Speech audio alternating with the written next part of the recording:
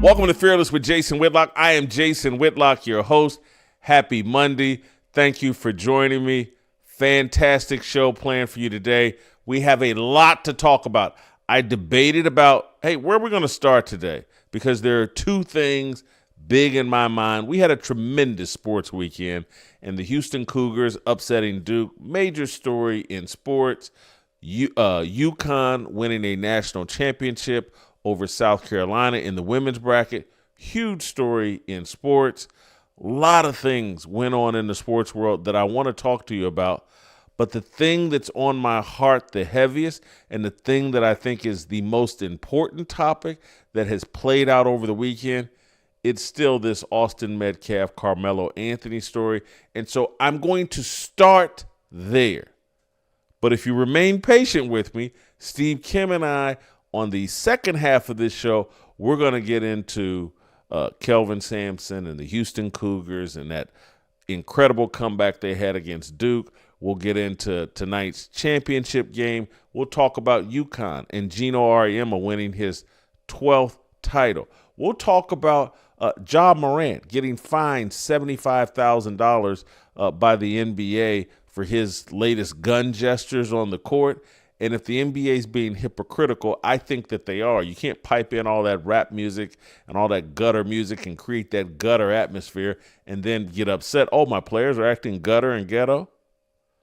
I'll get into that with Steve Kim.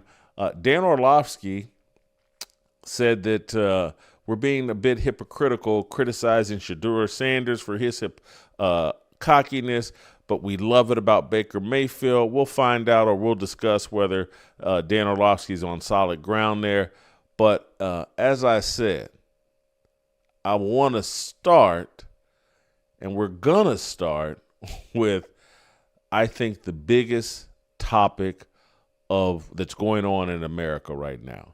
And it's not the most important, but it is the biggest distraction we have going on. And I'm going to unpack for you, and it's going to take some time, and I'm going to need you to stick with me. But I'm going to unpack for you why this Austin Metcalf, Karmelo Anthony, the high school track athlete, Karmelo Anthony, who stabbed 17-year-old Austin Metcalf and killed him.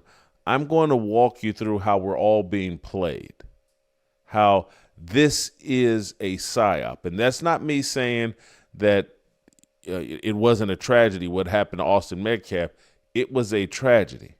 But this tragedy is being used to divide and distract us from a conversation that we were having that was far more important. And there's a long, long history of this, a long history of this.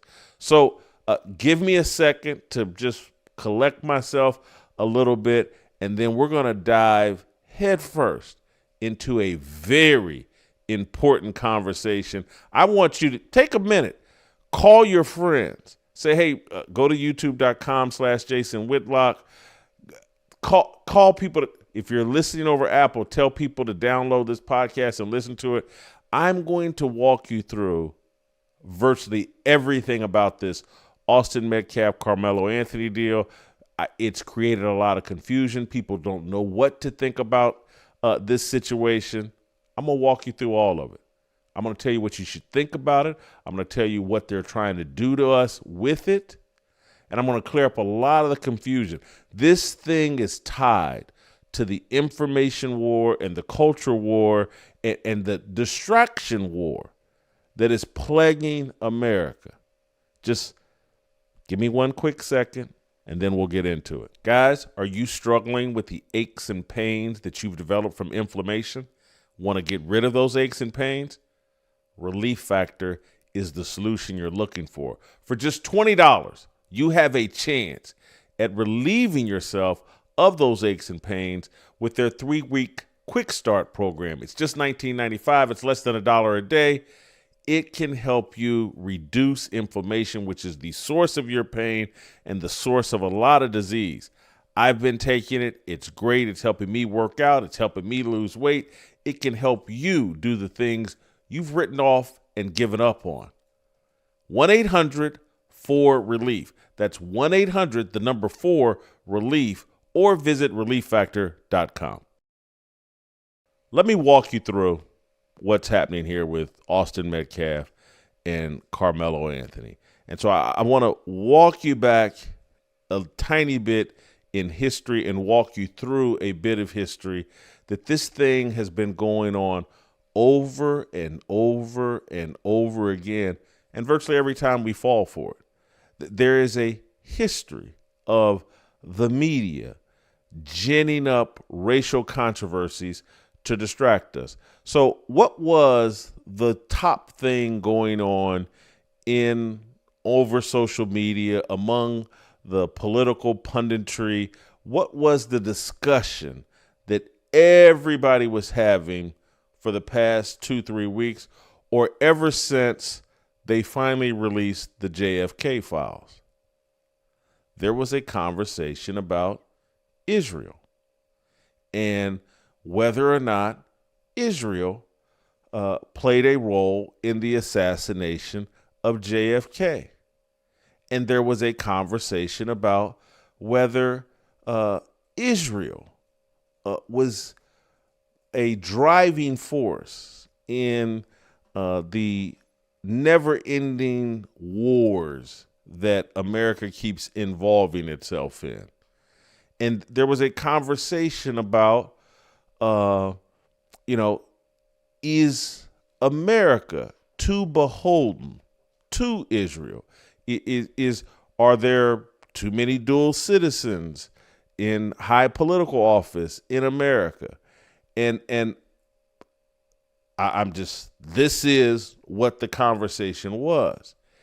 And I'm not saying that every time these psyops or these ginned up black-white controversies happen is to distract from a conversation around Israel, but I do think these things are ginned up to stop us from talking about what's really important.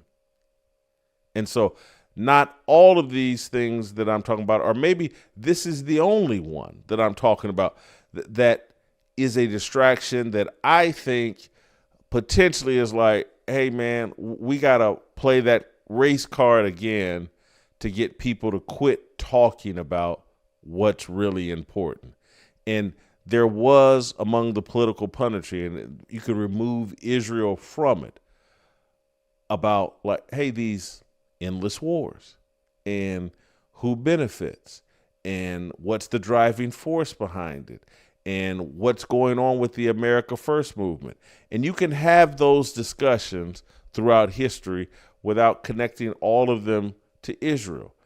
I'm not smart enough to know if that's the case, but I do know what was being discussed, and I do think the timing and what's going on here as it relates to the discussion about Austin Metcalf and Karmelo Anthony and how they're about to create another major racial conflict that will enrapture and take up a lot of discussion time among the punditry class, among the intellectual leaders, the people that are driving the conversation about what's important in America. And we're about to waste a lot of energy on the murder of Austin Metcalf. And that is not me diminishing the murder of Austin Metcalf. I think it's important. But this is a cut and dry case that somehow is being turned into not a cut and dry case. And I don't think this is by accident. I don't think this is organic. So Austin Metcalf, 17-year-old kid, sitting under a tent at a high school track meet on a Monday or Tuesday morning. I can't, my memory's now getting a little fuzzy, but he's sitting under a tent in the stands, and this is kind of commonplace and common practice.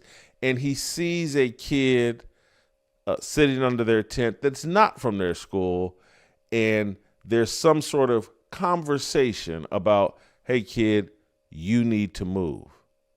And the other 17-year-old kid, Karmelo Anthony, gets, according to Austin Metcalf's brother, Hunter, he gets a little agitated, gets a little saucy.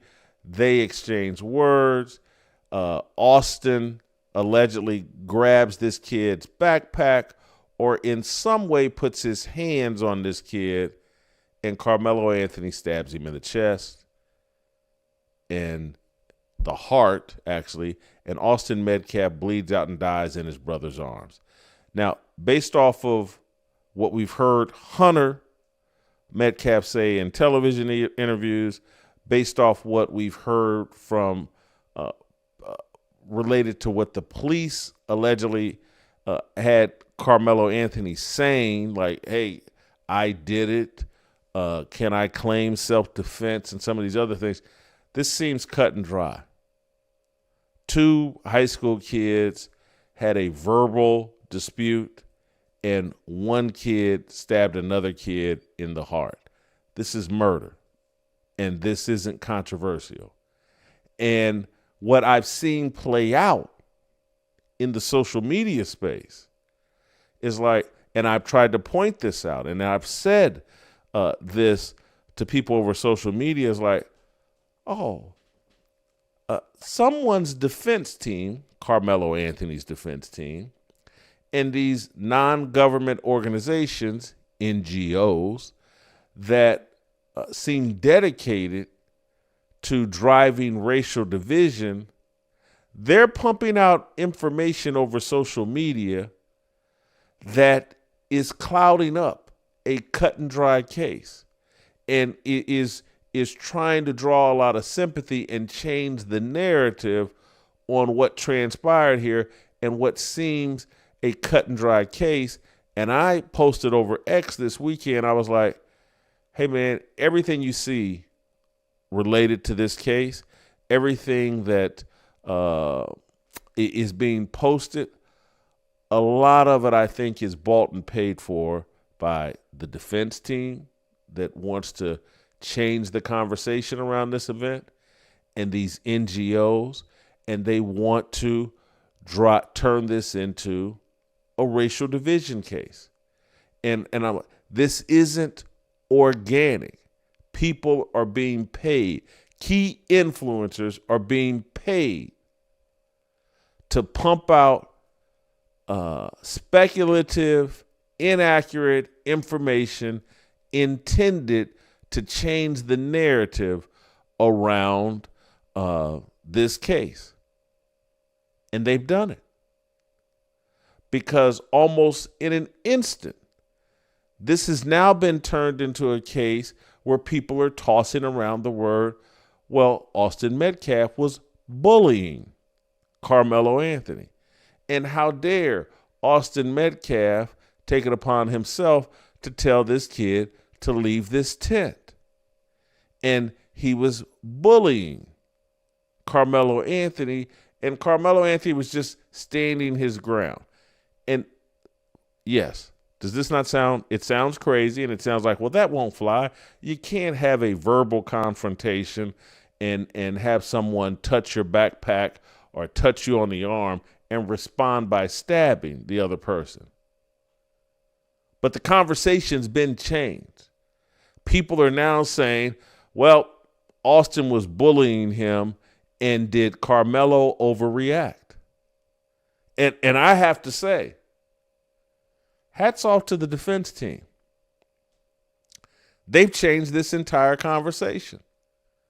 This is a cut and dry case about a kid that responded to what he perceived as disrespect with violence, and we've seen this time and time again from young black kids. This is how young black kids treat each other in their own all-black communities. If they sense and see any disrespect, they respond hyper-aggressively and often violently.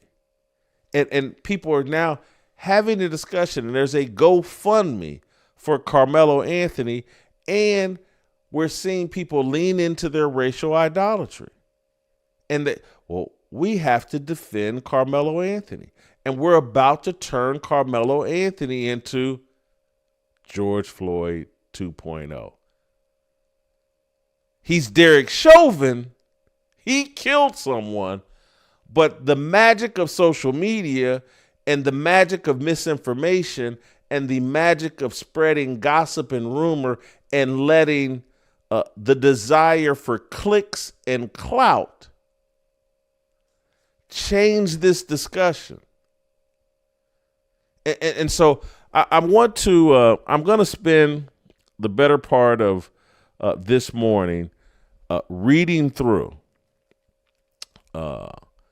tweets and posts over social media and explaining to you how they're being used to manipulate you and manipulate us, and how people are responding to some people that are being very transparently and boldly honest, and they're all just changing the conversation and discussion. It's all unhealthy. It's all a distraction.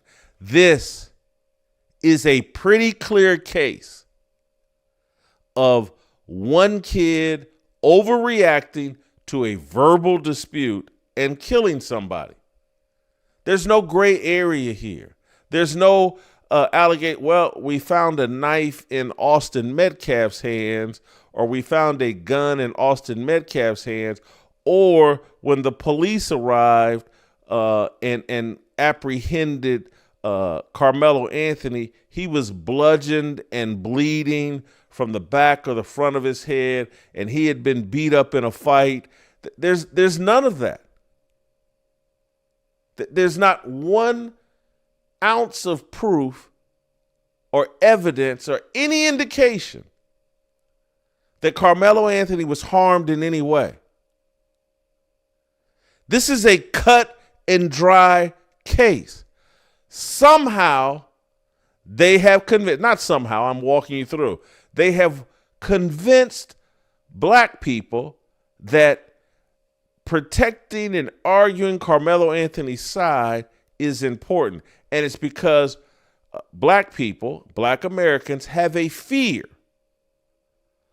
of anybody black and particularly white reaching the conclusion that, hey, man, there's a problem with young black men and just young black people and black people in terms of being too easily triggered and turning violent. And there's plenty of proof that there is a problem there.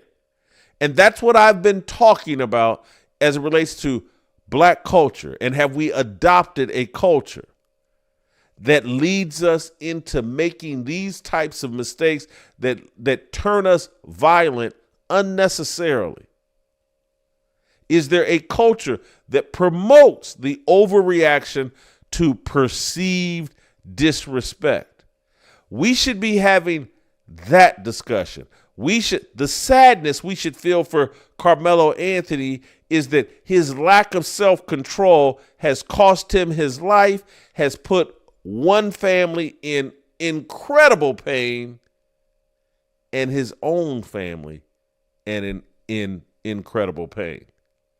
His lack of self-control. We should be having that discussion. But instead, we're having a discussion. Was he bullied? Was he defending himself?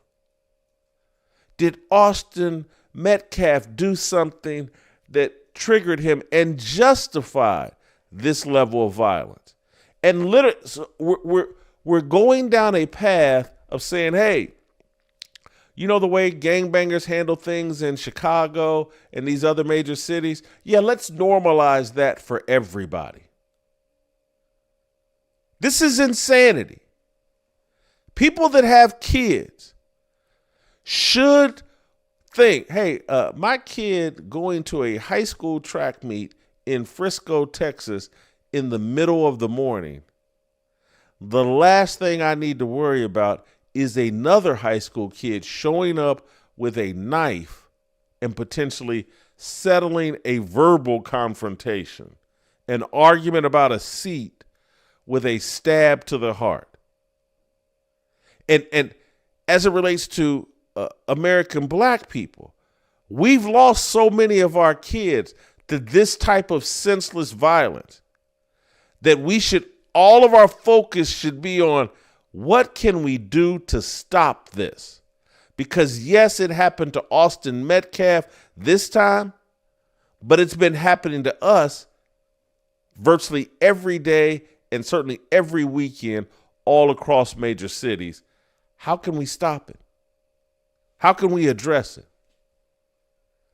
Instead, they've baited us into a race war, and this is not the first time. And this conversation today is about me trying to say, hey, everybody, pump the brakes. Don't go down this path. It's a trap. It's a gimmick.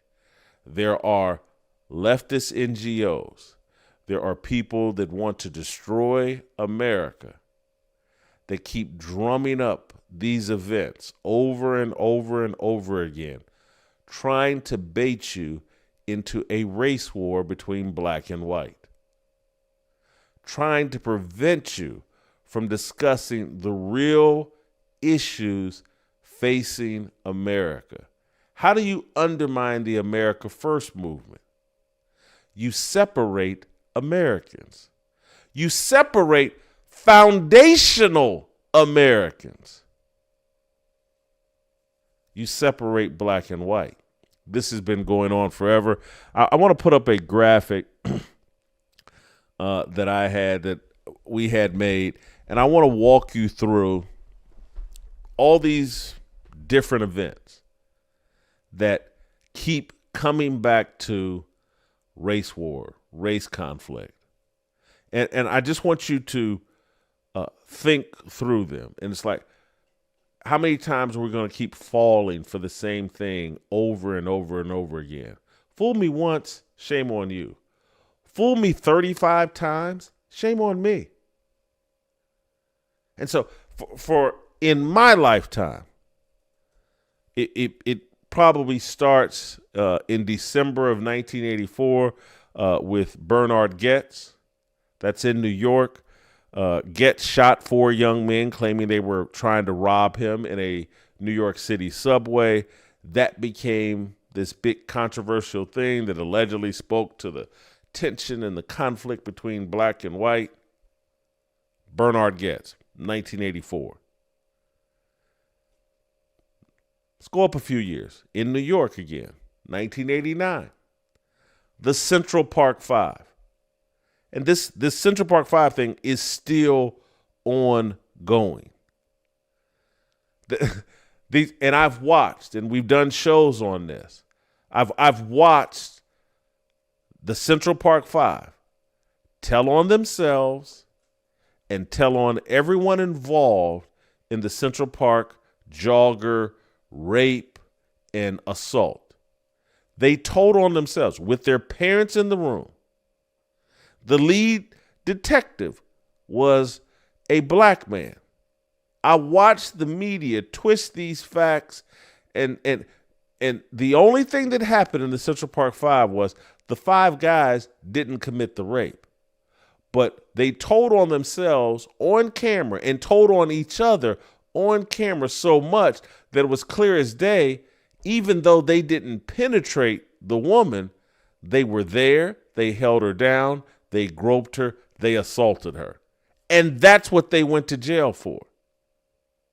And then years later, when they found out who the real rapist was, a guy that was incarcerated for raping someone else, this is 20 years later or so, they find out who actually did it. He did the rape. And so because he did the actual rape and penetration, the media and their handlers ginned up a narrative that they were exonerated, but they had their sentences vacated. The sentences were vacated after the Central Park Five had already served all the time they had been sentenced for. They had done the time for the crimes that they snitched and squealed on themselves for, and then it was vacated as a part of an overall media narrative and con job that, oh, this was a racist prosecution. These boys were innocent. There's no one that can watch these boys on camera with their parents sitting there, describe information and give details on what each one of them did and believe, oh, yeah, they were innocent. They weren't there. They did it. They were there. They didn't penetrate the woman. Some other guy did, but they held her down. They assaulted her. They groped her. They dry humped her. But you've been led to believe the Central Park Five is this great example of Donald Trump's racism and the racism of white people. It's an non-stopped propaganda campaign that is designed over and over and over again to make you think white and blacks are natural enemies, to make you go off into these corners of bigotry and animus towards white and black. Of course, many of us all lived through the O.J. Simpson trial.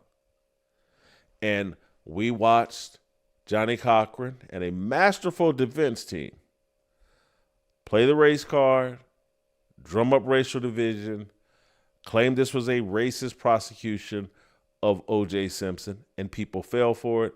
And black people celebrated his not guilty verdict.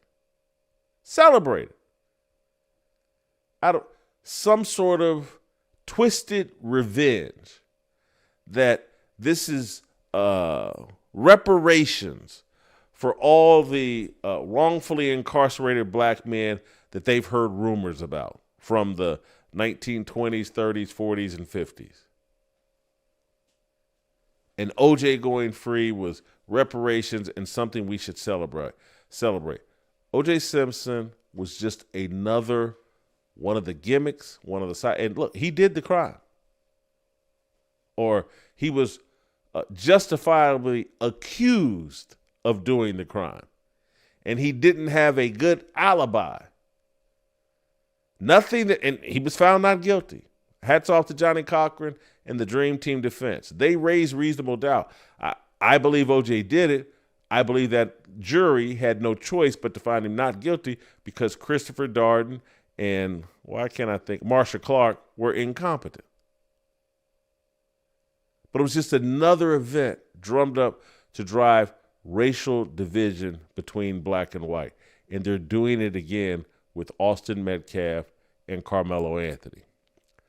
Of course, we all remember Trayvon Martin. This great kid, just walking home. George Zimmerman stalked him. George Zimmerman jumped out of his car, and the police told him to get back in his car. And this is all, he took advantage of this poor Trayvon Martin. Racial division. I went down the Trayvon Martin rabbit hole, and it's not pretty. It's filled with lies and deception. It's Benjamin Crump. I think her name's Cynthia Fulton, Trayvon Martin's mother. Can't remember the dad's name, but he was a member of a gang, is a member of a gang. They invented a witness. And we've had Joel Gilbert on, the documentarian that went down the Trayvon Martin rabbit hole. And what's Gentile? I can't remember the fact. Autistic, perhaps retarded girl that they got to pretend that she was Trayvon Martin's girlfriend and she was on the phone. All a lie.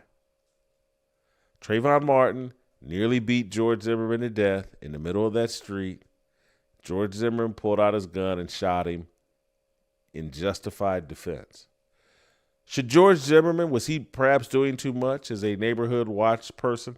Yeah, maybe. I can see that argument. Did he deserve to have his head beat into the pavement because of it? No, he did not. Trayvon Martin was not a good kid. Trayvon Martin was a bad kid. Trayvon Martin was into drugs and violence, and he snapped on George Zimmerman and effed around and found out. But because of racial idolatry and because of the way we've been programmed and because we always fall for the okie doke and because, again, racial idolatry, when you take pride in your race, now you start defending it no matter what. And that's how you end up with heroes and statues of George Floyd. That's how you end up with a GoFundMe for Karmelo Anthony.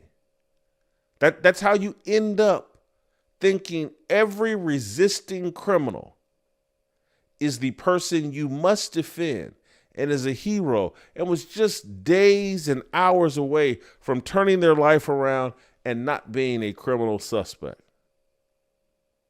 This is the kind of idiocy that racial idolatry promotes. We all remember Michael Brown. Hands up, don't shoot. He's on tape, bullying and robbing some little convenience store. But Darren Wilson, this racist cop, shot and killed Michael Brown for no reason. And then the Obama Department of Justice investigated and found out, well, hold on. This kid tried to take the gun off Darren Wilson. This kid started running and storming at Darren Wilson and did not stop, and never put his hands up. How many of these things are we going to fall for? How many of these false...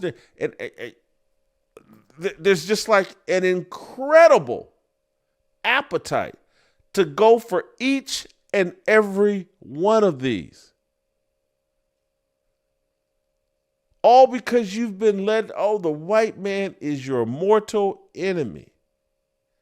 And he must be stopped at all costs.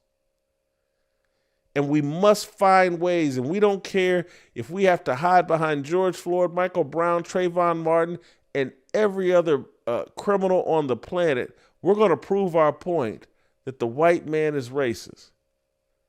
And he's out to get us every single day. And you'll hear this and think, well, is Jason saying there's no racism?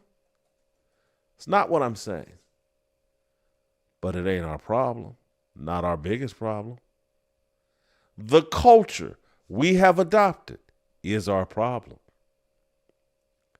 If we were to stop interpreting every tiny slight as disrespect and disrespect worthy of an aggressive response, all these issues as it relates to the police and engagement, they'd all virtually disappear.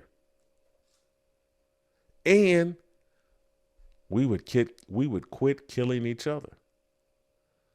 We wouldn't think, oh, this dude stepped on my shoe and didn't apologize. He done disrespected me. I got to get in his face. We wouldn't think that. We wouldn't call each other the N-word.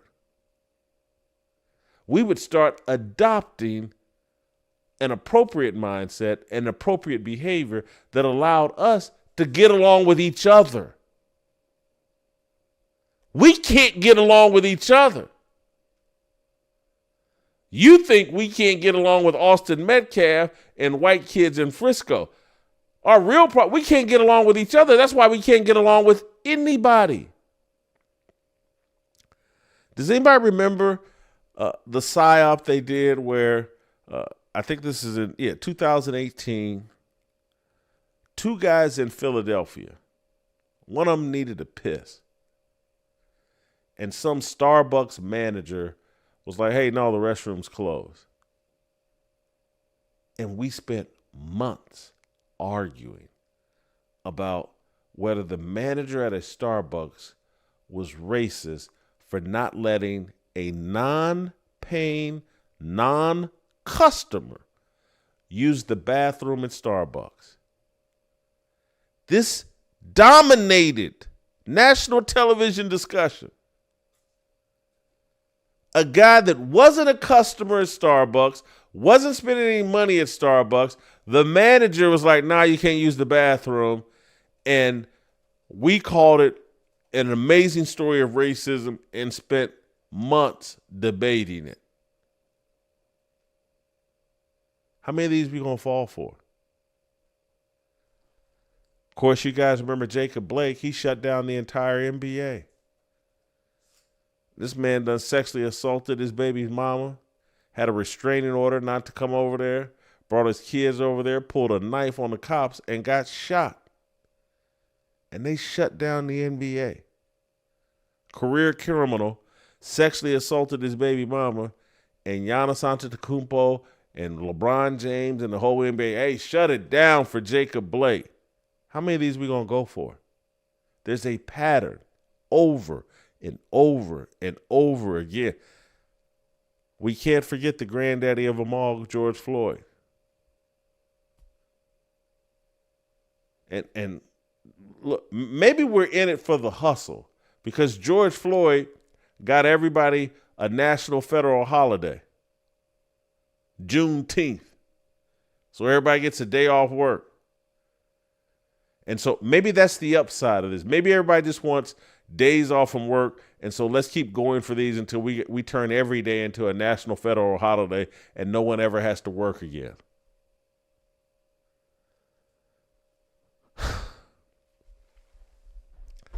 In a replay of what we're experiencing right now, Jordan Neely and Daniel Penny, the innocent Michael Jackson impersonator who had been arrested 60 different times and had assaulted many people. Oh, what Daniel Penny did to him, restraining him in a chokehold. How many times are we going to go for this? And sometimes you have to grow up. At some point, you have to realize this strategy isn't working. Or maybe it's working for you, and you got some bonus or some job, and they created DEI to pacify and satisfy you. Maybe it's working for you. It's not working for young people. They're getting killed. They're not performing academically. They're demonstrating a lack of emotional control that ends up with a Karmelo Anthony sitting in prison facing a very stiff punishment for murdering somebody. This is a clear-cut case that they're manipulating and using to distract us and to pit us at each other's throats. We should stop it. We should say enough is enough. We're not falling for the okie doke every single time. Many of you do not know what to think about this. Many of you don't know how to respond to this conversation with your coworkers, with your friends, with your peers.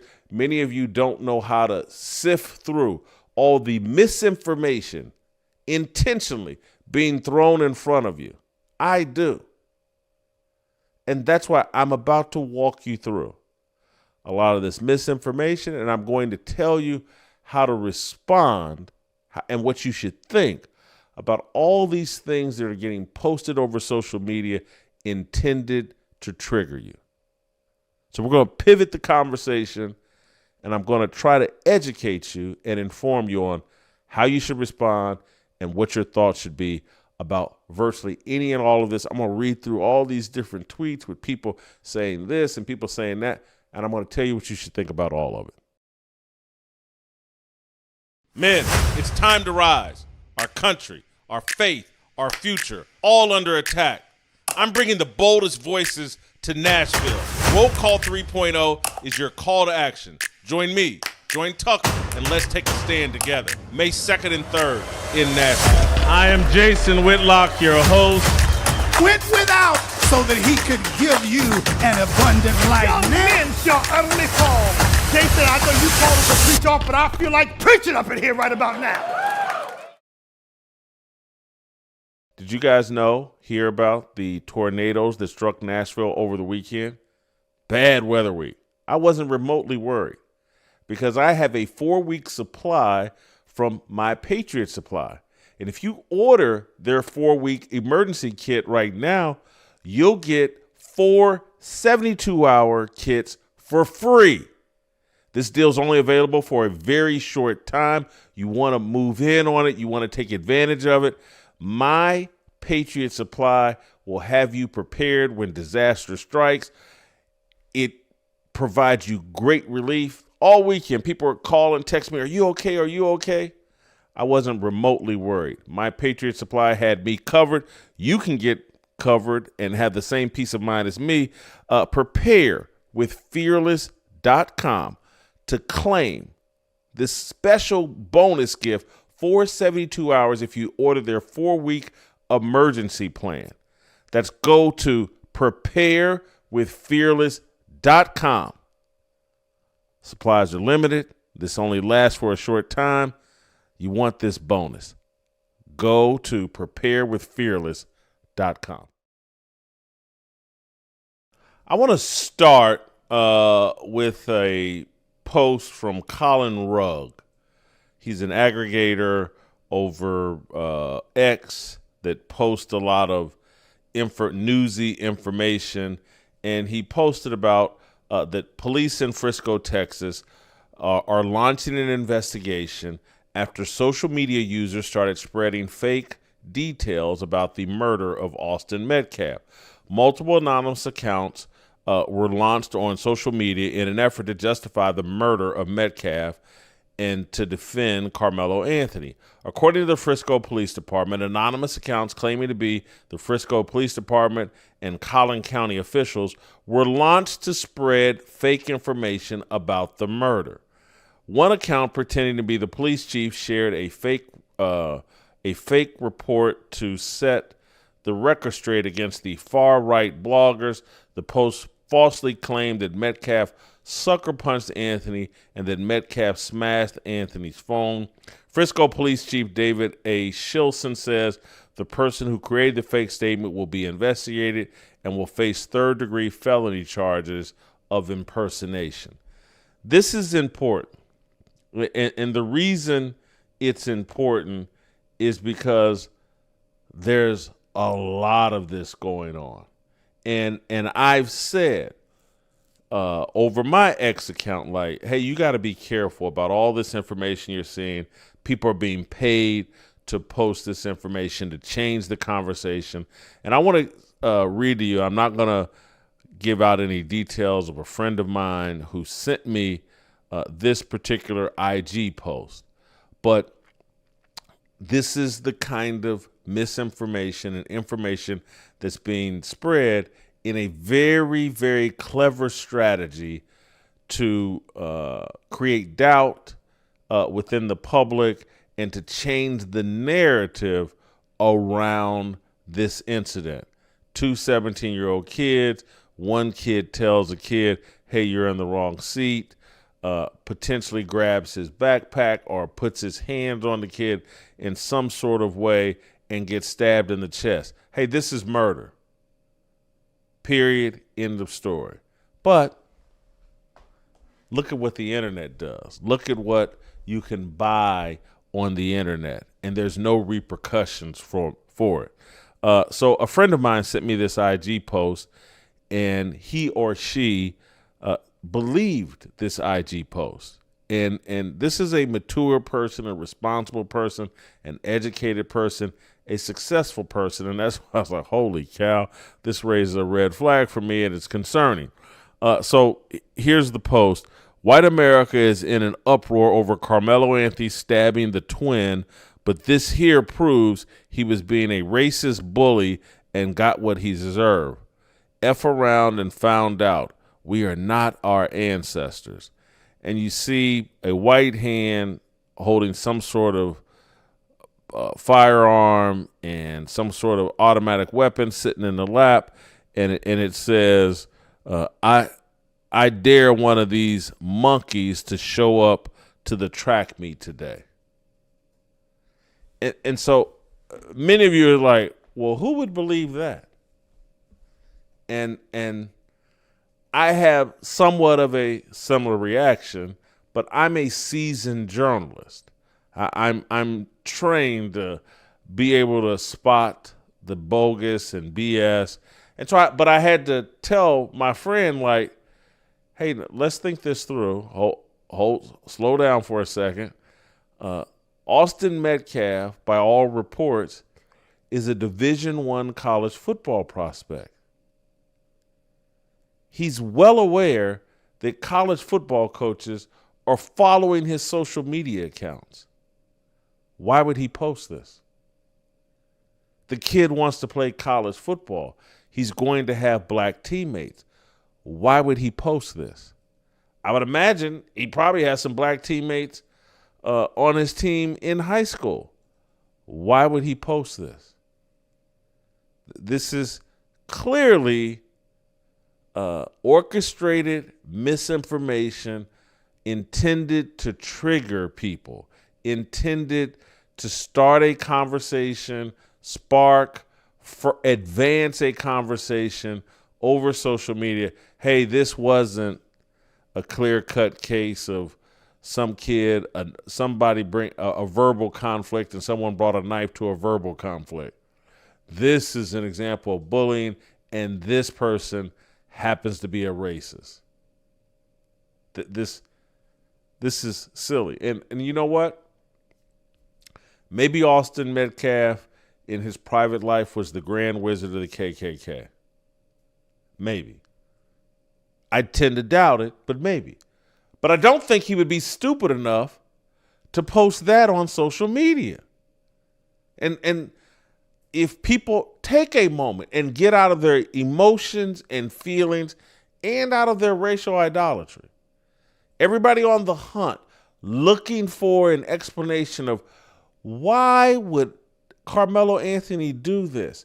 Something must have happened. And we think that despite all the examples of black kids doing what was done to Austin Metcalf to other black kids on a daily basis. And we think there needs to be some grand explanation when it happens to a white kid in the suburbs. There is no grand explanation. There's a culture that's promoted on national TV, on local TV, in music, in movies, in talk shows on CNN, MSNBC, and other networks that all justify if a black person feels disrespect in any way from anybody, they should react emotionally. And that's whether they escalate the verbal confrontation to a place where it shouldn't go, or they escalate it through violence. through assault. Plenty of examples that this culture exists, and black people celebrate it and say, no, that's our culture. That's black culture. Hip-hop is our culture. Come out of the denial that there is a demonic and satanic culture that we have bought into and have allowed our young people to buy into. And rather than run around and try to smear Austin Metcalf as the leader of the KKK, why not say, you know what? I need to address this culture that's killing black kids and sending black kids to prison because this is their response to perceived disrespect. Why not do that? We don't do it because we're so caught up in racial pride and we're so caught up in, hey, we're in a war with white people. And if I surrender on this one, we lose the war. It's stupid. It's self-destructive. It's keeping the scales on your eyes. I want to walk you through some of this other stuff. This next post or tweet is from a guy that I don't know, but I have a modicum of respect for. He follows me over social media. His name's Reverend Damian Thaddeus Jones. And Reverend Damian Thaddeus Jones is trying to both sides this issue. And that's what a lot of people are trying to do. They don't want to deal with the reality and the truth that Karmelo Anthony, 1,000% in the wrong, overreacted in a way that cost another young person their life. Thaddeus Jones wrote, I wish Austin Metcalf was still here. I wish Karmelo Anthony never had a knife. I wish Austin never approached Karmelo and found an adult. I hate that any of this happened. We shouldn't make this situation racial or political. This shouldn't divide us. This should unify us. These moments define who we are as Americans. And so there's a great deal of that post that I agree with. There's only one sentence that I disagree with, and it's the attempt to both sides the issue and to the attempt to Austin Metcalf did something that triggered this, and if he had just found an adult, none of this would have happened. And I know that's not what he said clearly, but it's kind of the inference. And we've gone into these well-intentioned folks hey, there's blame here, there's blame here, there's blame here.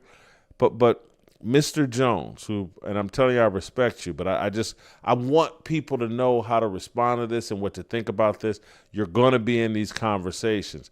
This isn't a both sides of the issue deal. Mr. Jones's post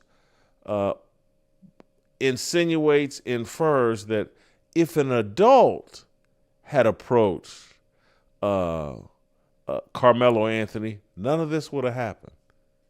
And I would look, well, where's the proof that a kid this tightly wound who brought a knife to a track meet, where's the proof that, well, if an adult had approached him, he wouldn't have stabbed an adult? If an adult had asked him to leave, he would have, yes, sir, I'm out of here. I'm a very respectful kid. Where's the proof? We've seen too many examples of 17-year-olds filled with entitlement, filled with anger, filled with the belief that I'm a victim and everybody owes me reparations. We've seen too many examples of young teenage black boys interpreting any request that they don't like as a justification for escalating the conflict to a level where someone gets harmed. And so I don't want to make a huge deal of what Thaddeus Jones has said here, but let's just keep it real, man. We have to cut to the bone and the truth, and we have to do this fearlessly. If we keep tiptoeing and tap dancing around a clear-cut cultural problem and a clear-cut mindset that too many young black men and women have adopted. And if we keep, if we had just gotten an adult to deal with this kid, none of this would have happened. And if we had just said or spoken the right tone and said the right words, none of this would. Hey, and Reverend Damian Jones, I'm not trying to attack you, but come on, man. This kid had no justification. That there's not one piece of evidence that says Austin Metcalf did anything that harmed this kid, did anything that jeopardized this kid's safety. Not one shred of evidence. And again, the way they have, and I want to talk about that other post that I put up where the guy comes up with this fake deal, like he's posting guns and saying he dares a monkey to do anything about him. This whole bullying narrative. At this point, it's all made up. And it speaks to how effective they've been in changing the conversation. A clear-cut murder has been turned into, he's responding to being bullied. And if they had never, and so you've been handed the defense's case, and people are running out over social media to argue the defense's side of the case. Those people are paid for, and they're relying on groupthink and racial loyalty for you to adopt their narrative. There's just no way he could have done this without provocation. Yes, there is. And we see it all the time among two young black men, but when it happens between a young black man and a white kid, there must be something extra. Something else must have happened. He must have been responding to racism. And that's, our number one defense generally in any of these deals is, he called me a nigger. And that mindset has to be killed. That, if someone white calls you the N-word, that justifies you turning violent on them. No, it doesn't. It's an indication that you're not in control of yourself and you're just a puppet on the string, and that whoever's talking to you, if they happen to be white, they actually control you. But because of your I can't let nobody disrespect me mentality, oh boy, someone's disrespecting me. They called me the N-word, and I must respond violently or I'm not a man. Doesn't work. Tariq Nasheed, I want to read you a couple of his posts. But he's one of these paid agitators that's in on promoting a race conflict. And so Tariq, one of his first posts that caught my attention, if Kyle Rittenhouse was justified in using lethal self-defense and Daniel Penny was justified in using lethal self-defense, then Karmelo Anthony was justified in using self-defense against alleged bullies who instigated an altercation, correct?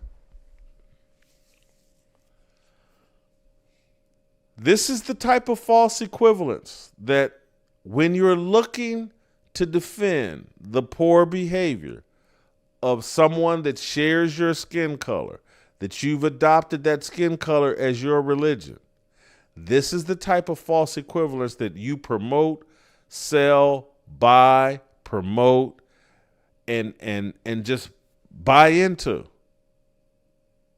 You're an idiot. This isn't a Kyle Rittenhouse conversation. Kyle Rittenhouse got beaten over the head with a skateboard.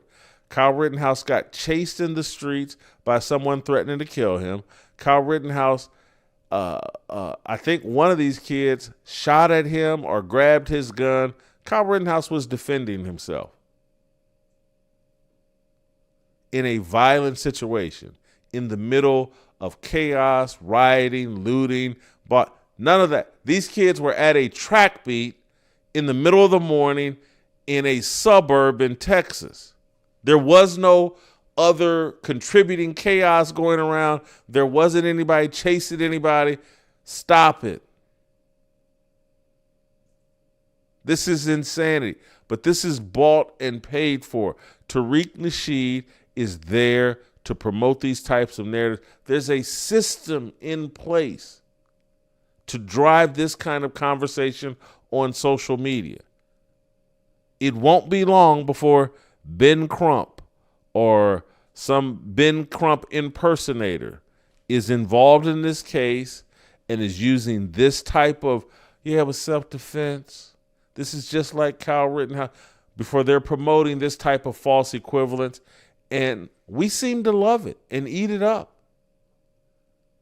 And at some point, I don't have the post yet, but at some point, someone's going to say, what about Brett Favre?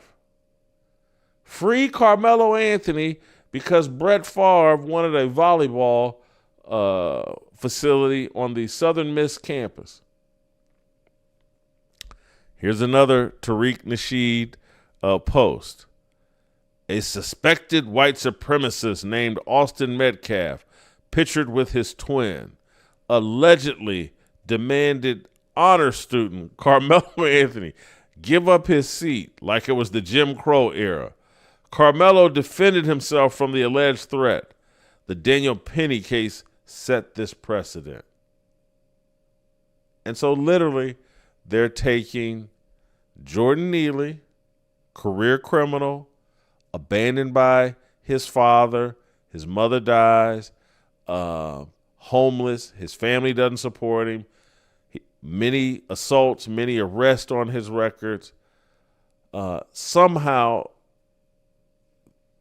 Austin Metcalf, honor roll student, member in his church of good standing, Division I football prospect, he's just the same as Jordan Neely. And Karmelo Anthony, again, look at the pictures Tariq Nasheed is using. Austin Metcalf in fatigues holding a gun, and Karmelo Anthony in suit and tie. I mean, this is bought and paid for, and sadly people go for it over social media. And people buy and believe this type of garbage.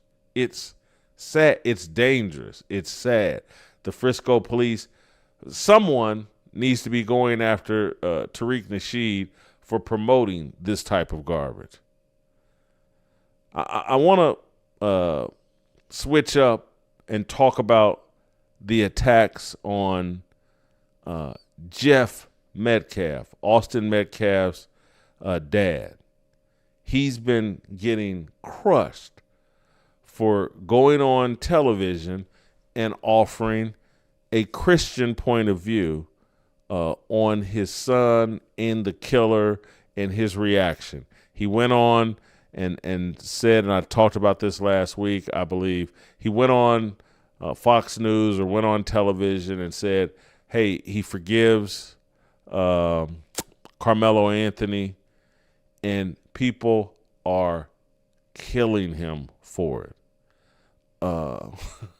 Here's the Canadian Patriot posting, and he's posting a clip of Austin Metcalf's mother and twin brother who are like, nah, they're not. What they said was, nah, we're not where my father is. We're not ready to forgive. But the way the Canadian Patriot frames it, Austin Metcalf's mother and brother disagree with Austin's father's approach to forgive Karmelo Anthony. This family, like many others in the West, now is desperately lacking a masculine protector as the head of the household. Do not allow yourself to be like Jeff Metcalf. Paid agitators people that want to stir up racial conflict. Jeff Metcalf is living out, walking out his Christian faith. Jeff Metcalf clearly believes that his son is sitting with Jesus in heaven. Jeff Metcalf clearly believes that to be an obedient Christian, you must deny yourself. And what I mean by deny yourself and what the Bible means by deny your desires. Obey my desires. And so his desire is to seek vengeance and to be angry. He's being obedient. I'm going to deny myself and do what Jesus wants me to do. And what Jesus wants me to do is not get swallowed by my anger, not put my children, my remaining son, in jeopardy. Jeff Mitchell is saying, vengeance is mine, saith the Lord. He's trusting in God to pass judgment and to deliver justice. This man is actually being brilliant and is protecting his family. And you have all of these people running to social media trying to paint this man as a clown and a coward. Jeff Mitchell is brilliant. His remaining son, who looks just like his dead son, they're twins. That young man's life is in jeopardy. Jeff Mitchell's smart enough to know that, and someone has helped him understand, like, hey, man, this is going to be a long road to justice, and it's going to get dicey, and these agitators that are bought and paid for by the left will run out and try to harm your son, your ex-wife, who's Austin's mother, and harm you. Here's what you need to be saying publicly to pull yourself, your child, and that boy's mother out of danger. You go on TV and make it crystal clear this wasn't a racial incident, because it wasn't. That is factual. Karmelo Anthony did not stab this boy because he's white. Karmelo Anthony stabbed this boy because he has no emotional control, and he's loyal to a culture that tells him any disrespect should be met with aggression and violence. What Karmelo Anthony did, he would do to a black boy, a black girl, an adult, a child. He would do it to anybody. If he feels disrespected, the culture tells him be aggressive and respond violently and make sure they know not to ever disrespect you again. It's played out over and over and over again in every major city in the country. It's played out between two young black people constantly. Jeff Mitchell is 1,000% correct. And he needs to say it because he's trying to obey God and trying to do his part to prevent the racial conflict that the leftists and these idiots on the right want to promote. This man's not a coward. This isn't unmasculine what he's doing. He's protecting his child, he's protecting himself, and he's protecting that boy's mother. And he's obeying the God who has told him, I got Austin. He's here with me. He's in a better place. I know it's painful for you, but trust me, I got Austin.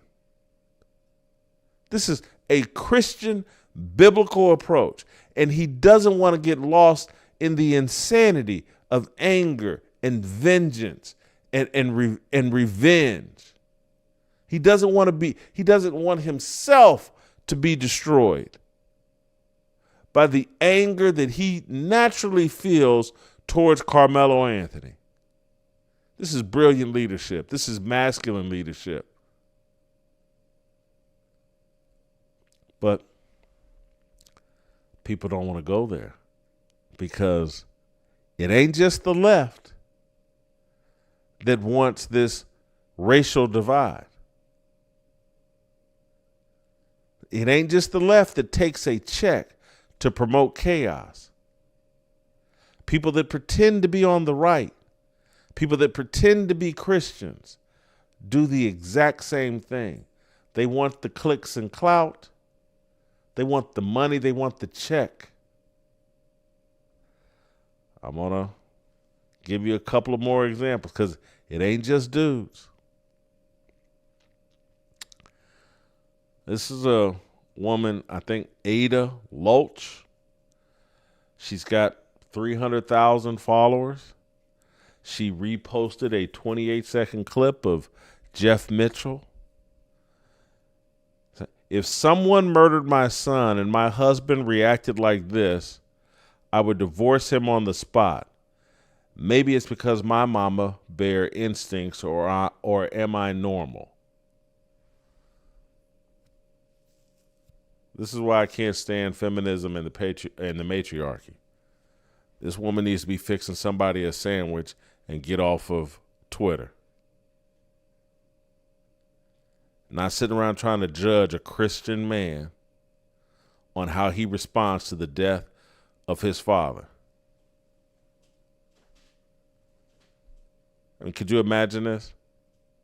That this is your contribution to this conversation, and you take some sort of satisfaction or pride in offering this level of idiocy to a man that's going through the kind of intense pain of losing his son and having his other son hold his boy in his arms as he's dying. And this feminist idiot, hey, let me jump on social media and talk and tell other women and tell men you're a coward and I would divorce you on the spot for taking a Christian approach. These are demons. These are demons, and they're agitators, and they're bought and paid for, and they're trying to promote racial conflict between black and white. They're bought and paid for.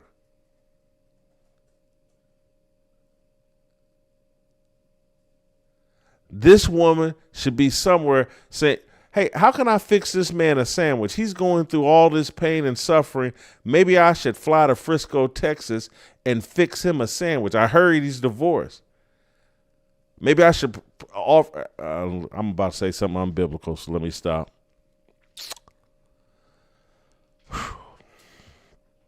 Here's another one. And it really, y'all know it pains me to criticize attractive women. Pains me. But damn it, I got to do it. Isabella Maria DeLuca. Austin Metcalf says he feels bad for his son's killer. White guilt is a mental illness.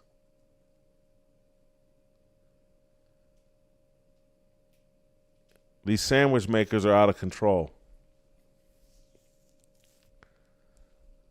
This man does not have a mental illness. He's a believer. And any true believer is sitting there comforting himself. My son is with Jesus. He had his life cut short by an idiot and a demon. My son is with Jesus. And it would be very selfish of me to lose myself in anger because my son is in a better place. Yes, it hurts me, but I'm denying myself because my maker told me to deny myself. And I'm setting an example for other men, and I'm protecting my other child here on this earth, and I'm protecting my former wife. I'm keeping them out of harm's way. But you got a sandwich maker jumping on social media trying to destroy this man. Makes no sense. They're bought and paid for. They're demons. I'm going to read you a tweet that I actually agree with. But nope, I clicked on the wrong one.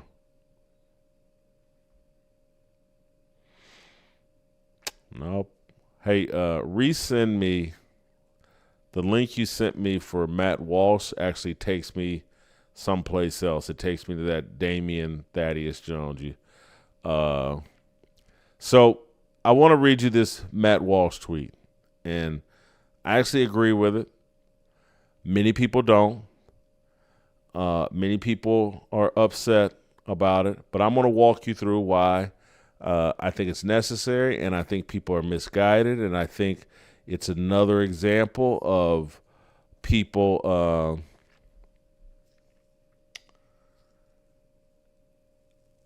their instincts are wrong. Their instincts are, hey, what can I do to win a debate over social media? What can I do to elevate my clout and perhaps spark some back and forth that will increase my profile and Twitter following?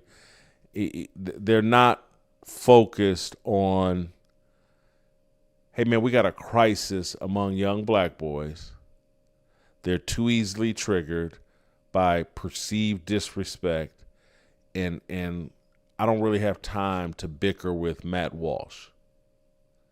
This is where people's heads, if they're in control of their own emotions, and if they are keeping their eyes on what's really important. And what Matt Walsh tweets, even though it's got 19, 20 million views, it's not important. And it's not going to stop or save some other kid that's caught up in the same mass black culture psychosis that has destroyed Karmelo Anthony's life and destroyed the life of his family and taken Austin Metcalf's life and destroyed Austin Metcalf's family. So here's what Matt Walsh tweeted out. If I told you that a young man stabbed another young man to death for telling him that he was in the wrong seat, and then I told you that one young man in the altercation was white and the other black, and then I asked you to guess the race of the assailant, every single person would know the answer immediately.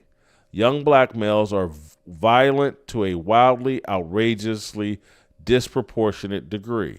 That's just a fact. We all know it, and it's time that we speak honestly about it, or nothing will ever change. People are very defensive about this post. And, Matt Walsh is racist for pointing this out, according to some. He's not racist. He's not. He's boldly honest. And unless we're willing to deal with that type of bold honesty, and unless we're willing to adopt that type of bold honesty, we're never going to fix the problem. But let's take the first part of it where he says that, hey, if I told you this story hypothetically, everybody would guess the race. That's just the factual truth. As I pointed out to you guys last week, I believe Jesse Jackson's already said virtually the exact same thing when he, in the late 1980s, early 1990s, when he was like, man, walking up an ATM, and there's someone walking behind me, and I turn around and I'm relieved that it's a white person. Same thing Matt Walsh is saying. But the thing that has seemingly triggered people is his statement that young black males are violent to a wildly, outrageously disproportionate degree. That's a fact. Now, has he diagnosed or pointed to the reason why? Has he pointed to the solution? No, he hasn't. He hasn't done either of those things. But is that a fact? Yes, it is. And so when you accept that as a fact, and you accept it in a real way. You don't go, oh, I'm mad at Matt Walsh for stating that fact. You don't look for, oh, well, he should have said it this way, he should have said it that way. You just accept like, hey, man, according to the data and according to the propensity of these things happening among black boys where they're killing each other and occasionally killing white people, hey, this is disproportionate. Once you accept that as a fact, then you start saying, well, what caused this? And when you're a Christian, you say, what caused this? Because we're all made in God's image. And you say, what is going on with young black men that is causing this? That they're disproportionately violent in relation to all other demographics. And then once you say what causes it, if you're a Christian, you'll start looking around and eventually you'll stumble into well, damn, look at their family structure. It's been completely annihilated.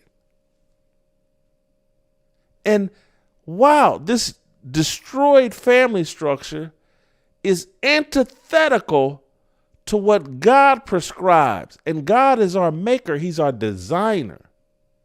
And he designed and said, you know what? In order for man and woman and child to grow up properly, to develop properly, man, woman, and child need to be connected through a covenant with me called marriage. Man needs to be following God, and woman needs to be following a man that's following God, and man and woman need to develop and nurture that child together. That sacred covenant has been broken at an extremely high, outrageously disproportionate level among black people here in America. That's a fact. And there are problems when you disobey God at any level, but at a 80% level, there's some consequences to that we want to deny. And we look foolish denying them. And so this destroyed family structure that we're raising our kids in, and this culture around black. And so let's say, because I don't know if Karmelo Anthony's parents are married. What I do know is that their son, like a lot of kids, is enthralled and captured by black culture, which is baby mama culture. And that imposes a set of behaviors and normalizes a set of behaviors that are self-destructive. And so I don't have time to nitpick Matt Walsh and how he unpacks things. My concern as a believer and as someone that wants to see black people do better, I want to see them throw off this culture that is leading to their self-destruction. And Matt Walsh is not standing in the way of that in any way. But people want clicks and clout. And the quickest way to clicks and clouts is to troll somebody with a bigger following than what you have. And so people want to get upset with Matt Walsh and nitpick him. How dare you say black men are wildly, disproportionately violent? How dare you? That's racist. You should have said this. You should have said that. I don't have time to bicker with Matt Walsh. What I have said about Matt Walsh or anybody commenting on this situation, if they're not pointing to Christ and the cross, they're just yapping for clout. Those are facts. This tragedy and what it represents is a great opportunity to say, hey, we have a problem here that Jesus Christ can solve and his instructions can solve. If we don't return to family, if we don't reject this identity that's outside of our Christian identity, being unapologetically black, that's nowhere in the Bible. That's an idol that people are taking pride of and beating their chest about. I'm unapologetically black. No, you're idolatrous and you're out of control. And you think that your idolatry doesn't impact you, does no harm. Well, I got black pride and I got an education and I got a nice house, but you're also contributing to an idolatrous culture that is killing kids. You're a sinner. You're out of control. You don't really care about the people that are harmed by the idolatry that you keep co-signing. Black pride is good and Black Lives Matters is good. It's just when people take it out of context. No, you're promoting idolatry. A religion, a racial idolatry, a religion based on skin color. And that skin color religion, black culture, trains kids up to adopt every materialistic, hedonistic, violent behavior possible. You're part of the problem and you don't want to admit it. And you want to point your finger at Matt Walsh and say, no, he's the problem. Matt Walsh is not going to kill one black kid. And Matt Walsh, I'm betting here, haven't asked him, haven't talked to him about it, but I bet you he hates black culture and rejects black culture. And you should hate black culture and reject black culture because it's killing black kids. And it killed Austin Metcalf. It's a death culture. Everybody knows it. But everybody thinks, well, you know, I've got the right amount of black culture. It hadn't killed me, so it must be harmless. And you'll watch all these other people die from it, but if it didn't hurt you, who cares? And you wonder why Matt Walsh and white people may be like, okay, as long as y'all keep that violent SHIT in your neighborhood, I don't care. Because you clearly don't care.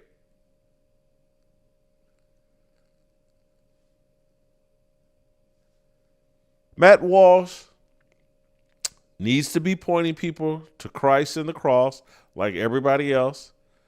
He says he's a Christian. He says he's a Catholic. And it's like, what is a woman? I love the documentary, but I was like, hey, man, you left Jesus out of this. How you going to define what a woman is and you're not going to quote the maker? Anything that doesn't, as believers, anything we doing that don't point to Christ and the cross, we just trying to satisfy ourselves. And so this whole evaluation of Matt Walsh's tweet and, oh, I got to make sure I let everybody know I didn't like his tweet. Why?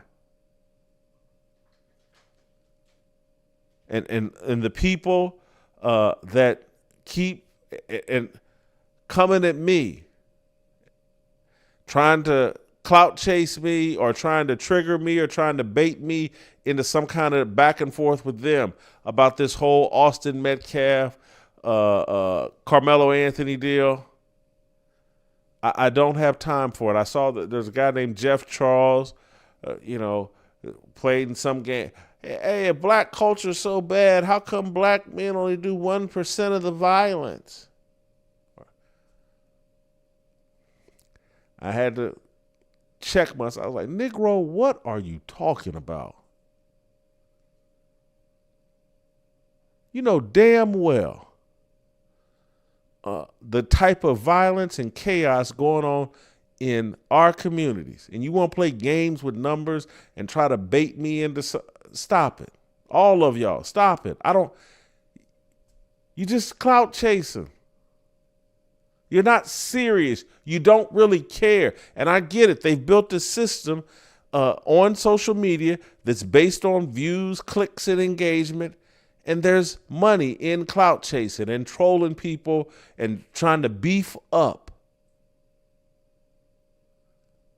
But this is a very serious issue and a very serious time we're living in.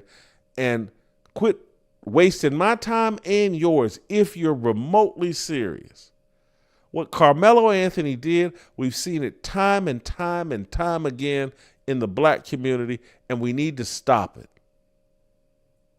We need to lessen the tension and walk these kids away from this black culture and connect them to Christian culture. Connect them to their Heavenly Father. And we're not going to do it bickering with Matt Walsh about how he chooses to speak out about a culture that is clearly demonic, clearly antithetical to a Christian worldview. And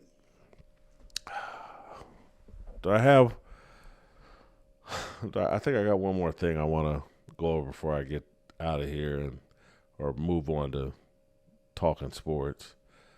I clicked on the wrong thing. Hold for 1 second. Angel Studios has done it again. They put together another masterful movie that will not violate our Christian values. Angel Studios, Pierce Brosnan, Forrest Whitaker, Uma Thurman, they're all in their new movie, The King of Kings. You want to see this movie. It's a celebration of biblical values. It's great acting. It's great storytelling.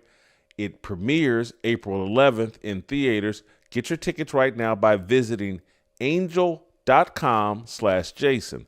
That's angel.com/Jason. You guys know Angel Studios. They did the movie Sound of Freedom. They do all of these great movies that celebrate and promote our Christian values. Don't miss The King of Kings. Angel.com/Jason. All right, this final post I want to respond to. I believe I don't know if I can pronounce Xavier's last name. DeRosso. Anyway, pretty interesting guy, but here's his post. I'm not defending Karmelo. I am providing context for those genuinely wondering why people are donating to the murderer. It is not just because he's black.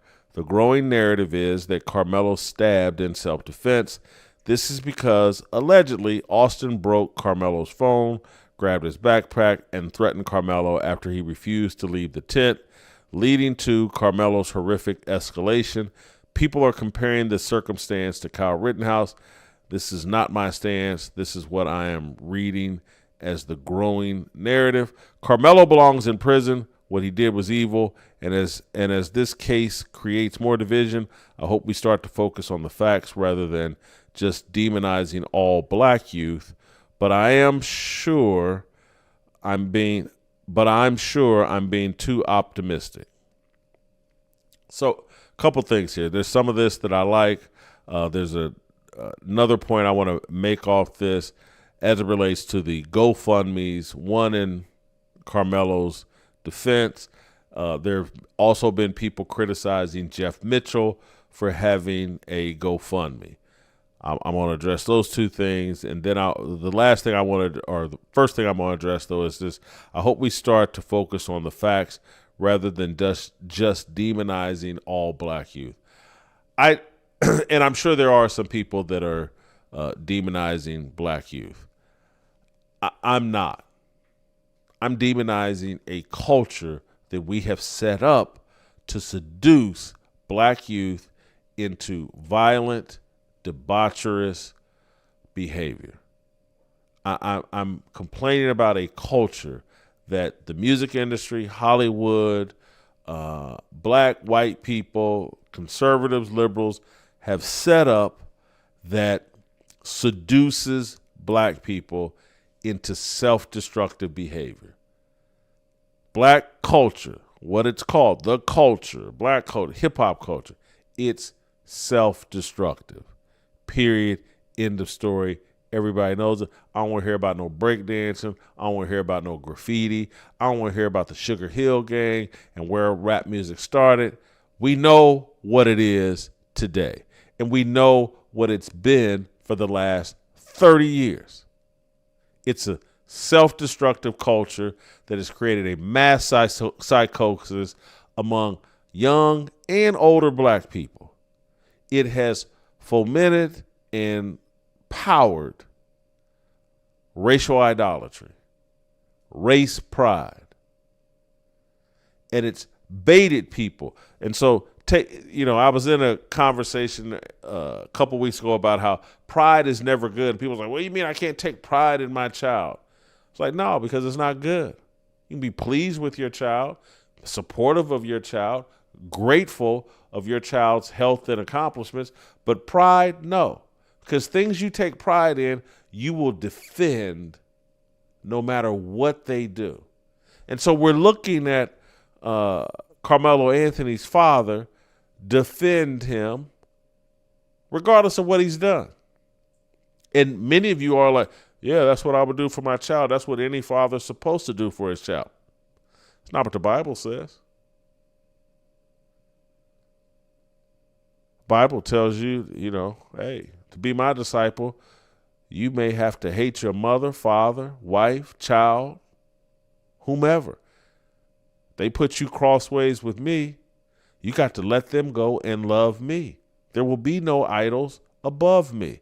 There will be no idols in competition with me.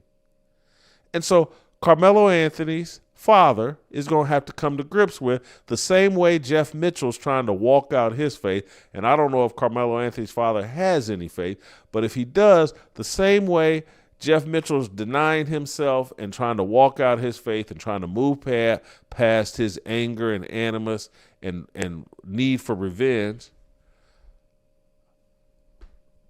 Karmelo Anthony's daddy should be trying to deny himself and move past his desire to get his son out from underneath this murder that his son committed. And so the defense team, and I don't know who's paying for it, I don't know who's collaborating with them, but they're out here trying to, in order to free and get Karmelo out from underneath the responsibilities of his murderous actions, they're willing to smear Austin Metcalf. And this is why you shouldn't take pride in your child. Because if the man wanted to walk out his faith, he'd hold a press conference and say, my son has done something awful. We regret it. We're embarrassed by it. He regrets it. We're going to work with law enforcement to bring this to a conclusion that delivers justice for the Metcalf family, and we're going to beg for grace and mercy from the court so that my son has a future as well. But we're not going to tell any lies. We're going to deal with this head on. My son did something heinous and irresponsible. He needs to be held to account for that, but we will be asking for grace and mercy because I think my son can recover from this. And leave it at that. That's what biblical justice and biblical obedience would look like. But instead, he's given into pride, and everybody else that buys into pride, and everybody else that thinks, hey, no matter what my child does, right or wrong, I'm riding with him, and I'll tell every lie in the book to sell my child, to save my child, and you just have to go along with it. Last part, as it relates to, the GoFundMe and all that other stuff, and again, that's to pay for the defense and who knows what else. But I want to defend or offer up a perspective on why Jeff Mitchell might have started, or Jeff Metcalf, might have started a GoFundMe. because people are being critical. And I was like, y'all ain't thinking this through. This man realizes, hey, there's a marketing campaign that's going on to smear my son.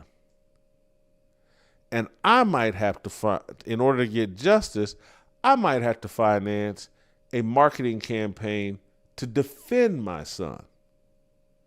The stories that are getting told on social media, they're all bought and paid for. It costs money. And if you're going to counteract that, it will cost you money. And someone smart may have immediately, or maybe this man is just smart and figured it out on his own immediately, that, you know what, in order for me to get justice and in order for me to get safety, it's going to cost me money. That me and my son and my ex-wife are going to be targets. We may need security. I might not be able to work for several months because I will be grieving and trying to recover from the murder of my son. That if I don't have a GoFundMe or some help from my church or whatever, we won't survive this. This murder will take me out financially, take his mama out. I think his mama, Austin Metcalf's mama, from what I've been told by people that live there in Frisco, she works at a pizza joint and has several jobs. These aren't rich people. These are hardworking people, but these aren't rich people. And so between the security and I don't know how you would be, but if my son got murdered, it'd be a long time before I was able to just sit down and work. And again, I don't know what Jeff Mitchell does, but there's all kinds of reasons he might have started a GoFundMe. They go well beyond he's just some narcissist that likes to be on TV and getting interviewed and he wants to get rich, famous off of this. Y'all sitting around judging motives and y'all have no idea what's going on in this man's life. Most of you have no understanding of his faith. Most of you, or some of you, may claim to be Christians, but you have no idea how to be Christians. And so you're baffled by his behavior. And you're trying to judge his motives, and you can't. You're not that wise. Only God knows the heart. So quit judging Jeff Metcalf. Quit believing everything you see on social media, because most of it, as it's related to this case, is bought and paid for and intended to initiate, spark more racial conflict. And all of this is done to distract us from what's really important. And all the people out chasing clout and clicks, and all the people that want to protect their chosen favorite race, you're all out of line and you're all falling for the trap. And quit worrying about what random people tweet or whatever, and you know, getting upset if they state some fact that makes you uncomfortable. All right, I'll end it there, and we'll talk some sports with Steve Kim. Next.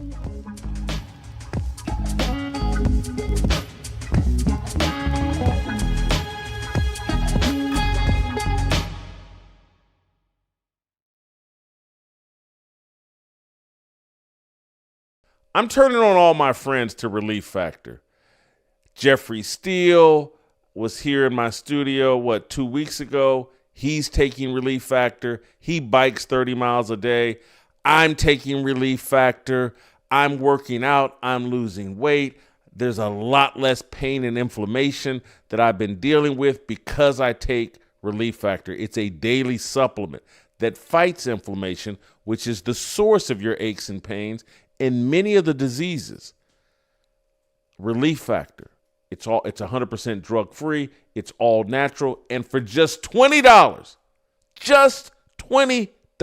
men and ladies, you have a chance at relieving the pains that's compromising your life. You want to feel better? You want to live a better life? Get rid of some of that inflammation and pain. Try the 3-week quick start from Relief Factor. It's just $19.95. That's less than $1 a day. That's $20 for a chance to relieve the pain that's compromising your life. More than 1 million people have tried the Quick Start program, and most of them, like 70% of them, return and re-up because Relief Factor is working for them. Call 1-800-4RELIEF. That's 1-800-4RELIEF, or visit relieffactor.com. Hey, it's Tucker Carlson. There's something bad going on with American men. It's been obvious for a while. It's measurable in a million different ways, but it's also right in front of your face. For that reason, I'm joining Jason on Friday, May 2nd in Nashville for the Roll Call 3.0 conference, and I hope to see you there. Join us at Fearless Roll Call 3.0. Real men, real conversations, real purpose. Tickets at fearlessrollcall.com.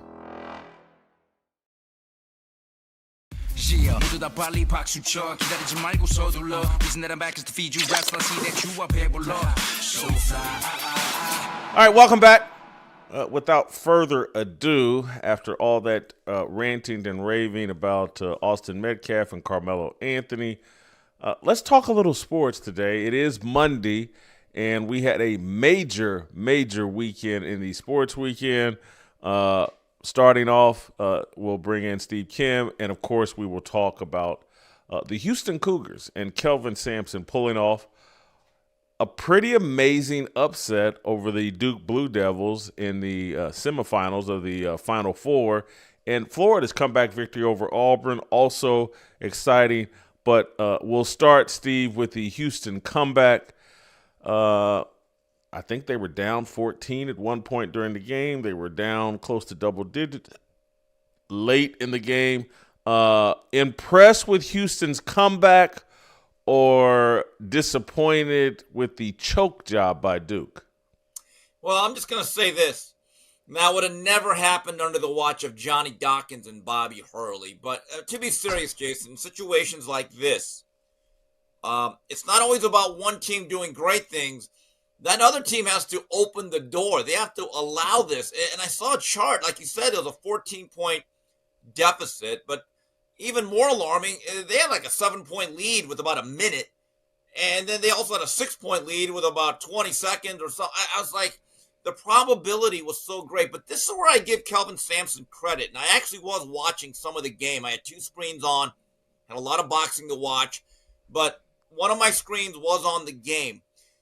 When they were down about 5 with under a minute to go, Duke inbounds the ball, and I kept thinking, you got to foul immediately.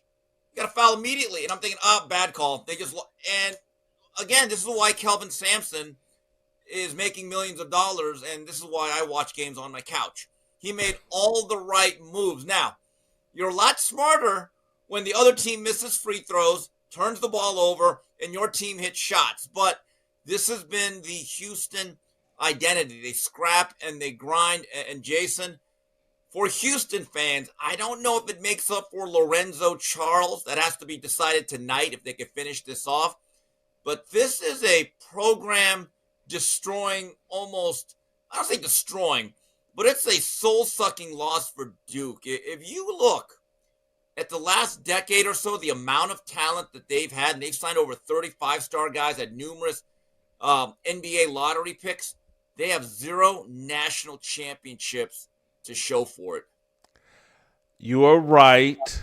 I don't think it destroys Duke. That brand is just incredible, and they got a machine there to deliver players. I think the Boozer brothers are coming next year, so they'll be perfectly fine. And who knows, maybe Cooper Flagg sticks around for another year. You know what? If you were Cooper Flagg, would you come back for another year? I'm sure he could make $2-3 million at Duke and get an opportunity to get a national championship. Would you consider that if you're Cooper Flagg? With the NIL that he can get, yes. And I was watching that game, and look, I think he's a pretty good athlete. Is he Dominique Wilkins on the wing? No. But I just kept thinking to myself, Jason, you know what? In a league where Luka Doncic and Jokic can dominate, and they're not exactly Sean Kemp physically or athletically, he'll be fine. But I will say this. I remember how empty it felt that whole era when Kyrie Irving, remember, half of his last year there was wiped out by a broken foot, and they got blown out in the Elite Eight in Anaheim by Arizona. And you're thinking, wow, what a great player, and it's empty. Zion Williamson in his 6 months on campus, half of that year was destroyed by, I believe, a knee injury, or he blew out his Nike. And then they lost in the Elite Eight to Michigan State in the game I thought they should have won. And it's almost like, I get it. There's no more 4-year blue chippers. But if you're going to be a guy like a Karmelo Anthony, you can erase all of that with the national title. Given the fact that Cooper Flagg can make a lot of money in the NIL, he's going to have a loaded team, and the nature of that loss on Saturday night, I believe that there is a possibility he may return for a sophomore season.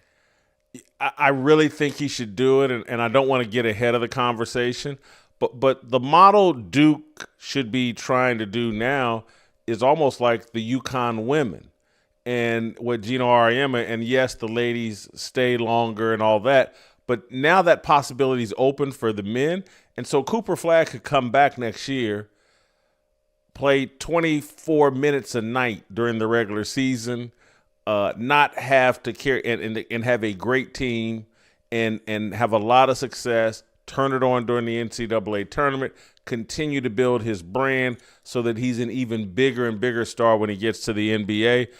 Steve, I do want to flip it over to the winning side, and you referenced Kelvin Sampson early on. He's Roy Williams, Bill Self, and Kelvin Sampson are my 3 favorite coaches in college athletics, really. Got to know these guys pretty well. When Roy Williams was at Kansas, got to know him pretty well. And Roy's probably a little, in my favorite coaches deal, he's probably at the top of the mountain. I just like everything about Roy Williams. But Bill Self and Kelvin Sampson are right there.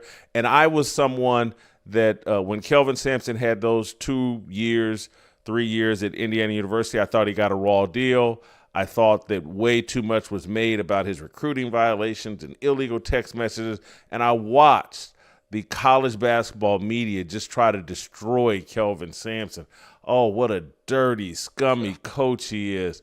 And to see him go to the NBA and be an assistant coach and serve his time and then step back in and revitalize that Houston program, he never fell into the constant whining and complaining. I got done wrong. It's racism. It's this and that. The man just put the work in, found an opportunity at Houston that was off the radar, and has now made them a powerhouse. He's like, and I hate to make this comparison because Kelvin Sampson's Native American. He's not black, but he's like the John Thompson of this era of college basketball coaches. He built a program in his image and has made Houston a destination and a year-in, year-out contender for the national championship. Jason, I'm old enough, and again, I used to actually care about college basketball. It's not something I just say. I remember what a solid, steady job he did in the Palouse at Wazoo. Washington State was a solid program, and the nature of the whole Indiana thing, this is what I hate about the media. On one end, you want players to get paid, and then you worry about this other stuff, which isn't that important. I'll be honest with you, Jason. If all Kelvin Sampson did to recruit, the only extra effort he did was too many text messages, I would have fired him for being lazy. I'll just be honest about it, okay? I'd be like, okay, but Kelvin, what else did you do? Oh, I just texted too much. Really? You know what? I need a harder worker. You're not trying hard enough to get me to a Final Four. But Jason, this is such an underrated job, and I hope he gets it done tonight. Just from a pure nostalgia standpoint, a guy like him deserves a national title. That other coach at Florida, he's 39 years old. They have a mechanism. He'll probably get to 5 more Final Fours. Florida's been there before. But look at Houston, Jason. When I was growing up, my formative years as a sports fan, Phi Slamma Jamma, and Guy Lewis. They had a history going back to Guy Lewis, Elvin Hayes. They were kind of known as a power. But if you actually look from the time that Olajuwon graduated, they made the final game the next year.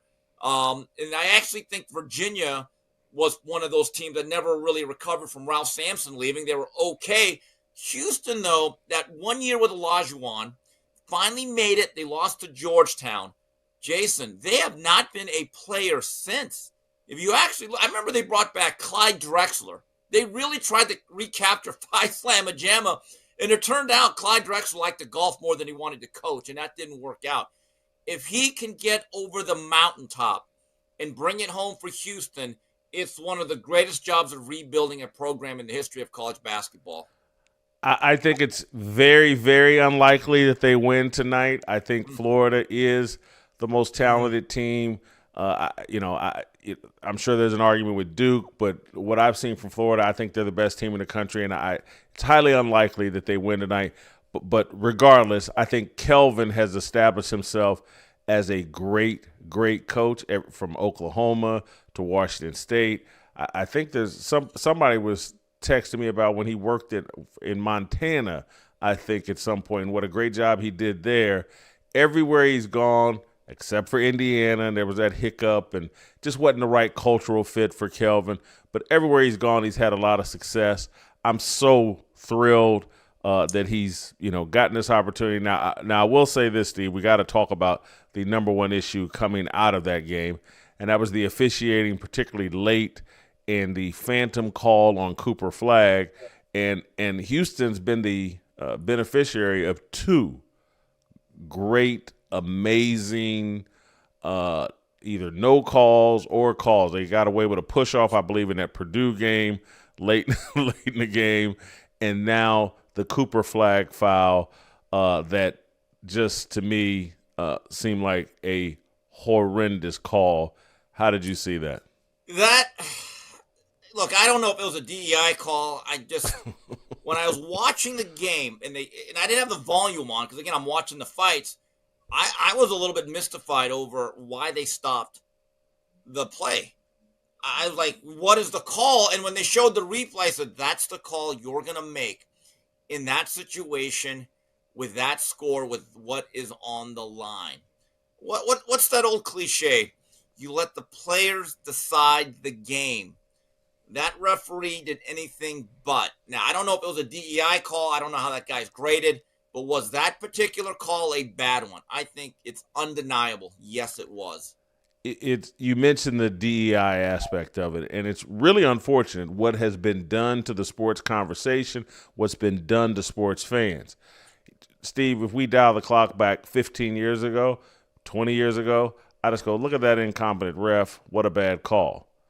Now, because of the way the conversation's been unpacked by the sports media, by the way conversations are driven over social media, now you look and you say, the black ref called that on the white kid that plays for the school that's known as kind of the white basketball school, and Kelvin Sampson's got an all-black roster, and you've just been trained or programmed to look that deep and worry and be skeptical of the officiating, and it's not something I want to do. It's not something I naturally do. But the way the conversation's been unpacked, it did cross my mind, because I've watched a lot more of the NCAA tournament than I anticipated, and what I always noticed primarily was that in virtually every game that I watched, there were two white refs and one black ref in every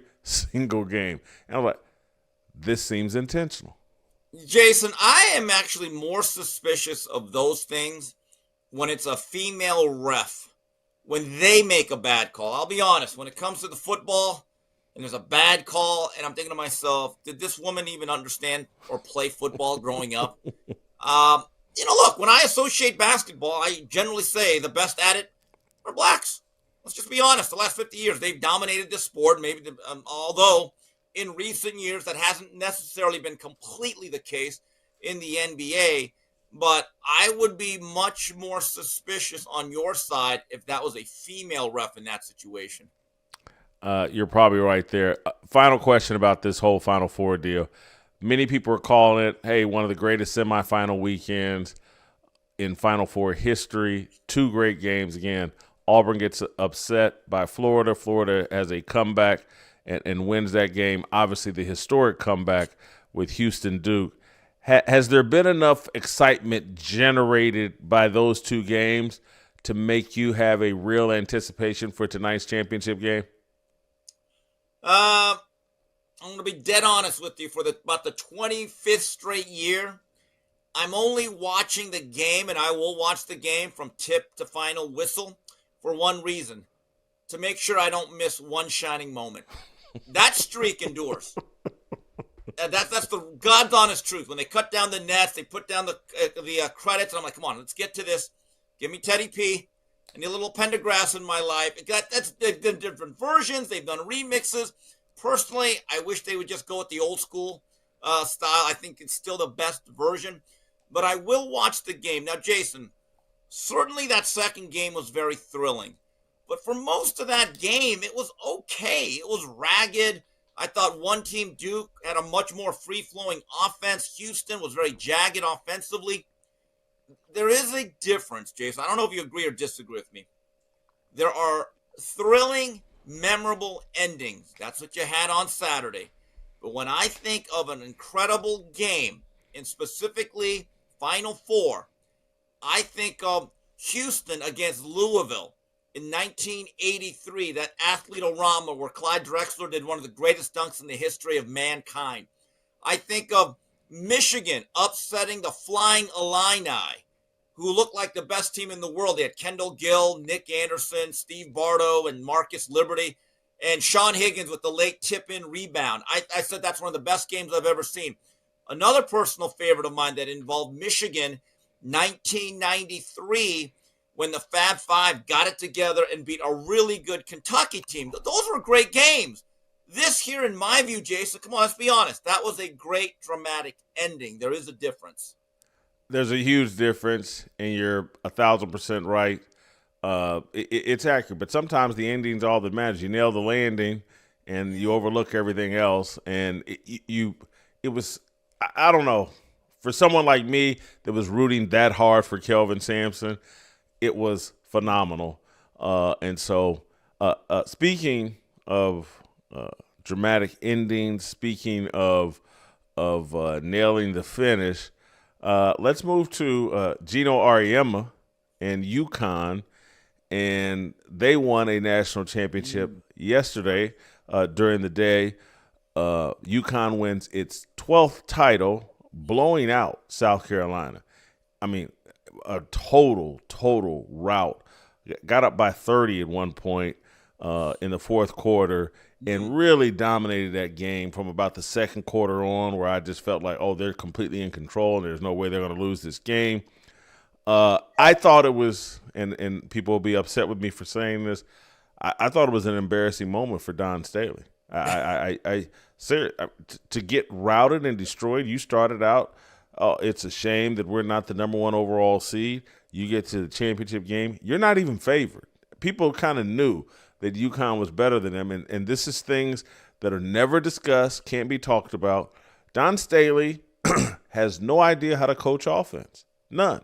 It's never discussed. They throw that ball up, and they get offensive rebounds, and that's their offense. And whenever she faces a quality head coach, she's in trouble. And when she faces a quality head coach who has as much or more talent, and particularly more skilled talent than her, it can get embarrassing, and that's what happened. And so they put up a graphic at the end of that championship deal where they listed Geno Auriemma's 12 titles, Pat Summitt's 8 titles, Kim Mulkey 4 titles, and then Dawn Staley and Tara Vanderveer have 3 titles apiece. And I was like, how did Dawn Staley, she's the GOAT. She's in all the commercials. It's not Geno Auriemma. It's not Kim Mulkey. Tara Vanderveer is retired. Pat Summitt's dead. But Geno Auriemma's got 12 titles, and we hear all this stuff about, hey, when you're black, you got to do twice as much to get half the credit as the white guy.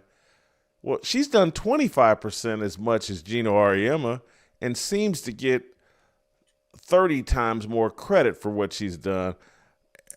Look, I was begrudgingly rooting for UConn because I'm not the biggest. I think Paige Bueckers is overhyped. But I just thought yesterday, bad luck for Dawn Staley. Kind of gets exposed. This is what March Madness is about, when that gritty, gutty underdog, like a team like UConn, can beat the greatest coach ever. Don't you just love these Cinderella stories? I do. This UConn team, are they any good? They just came out of nowhere.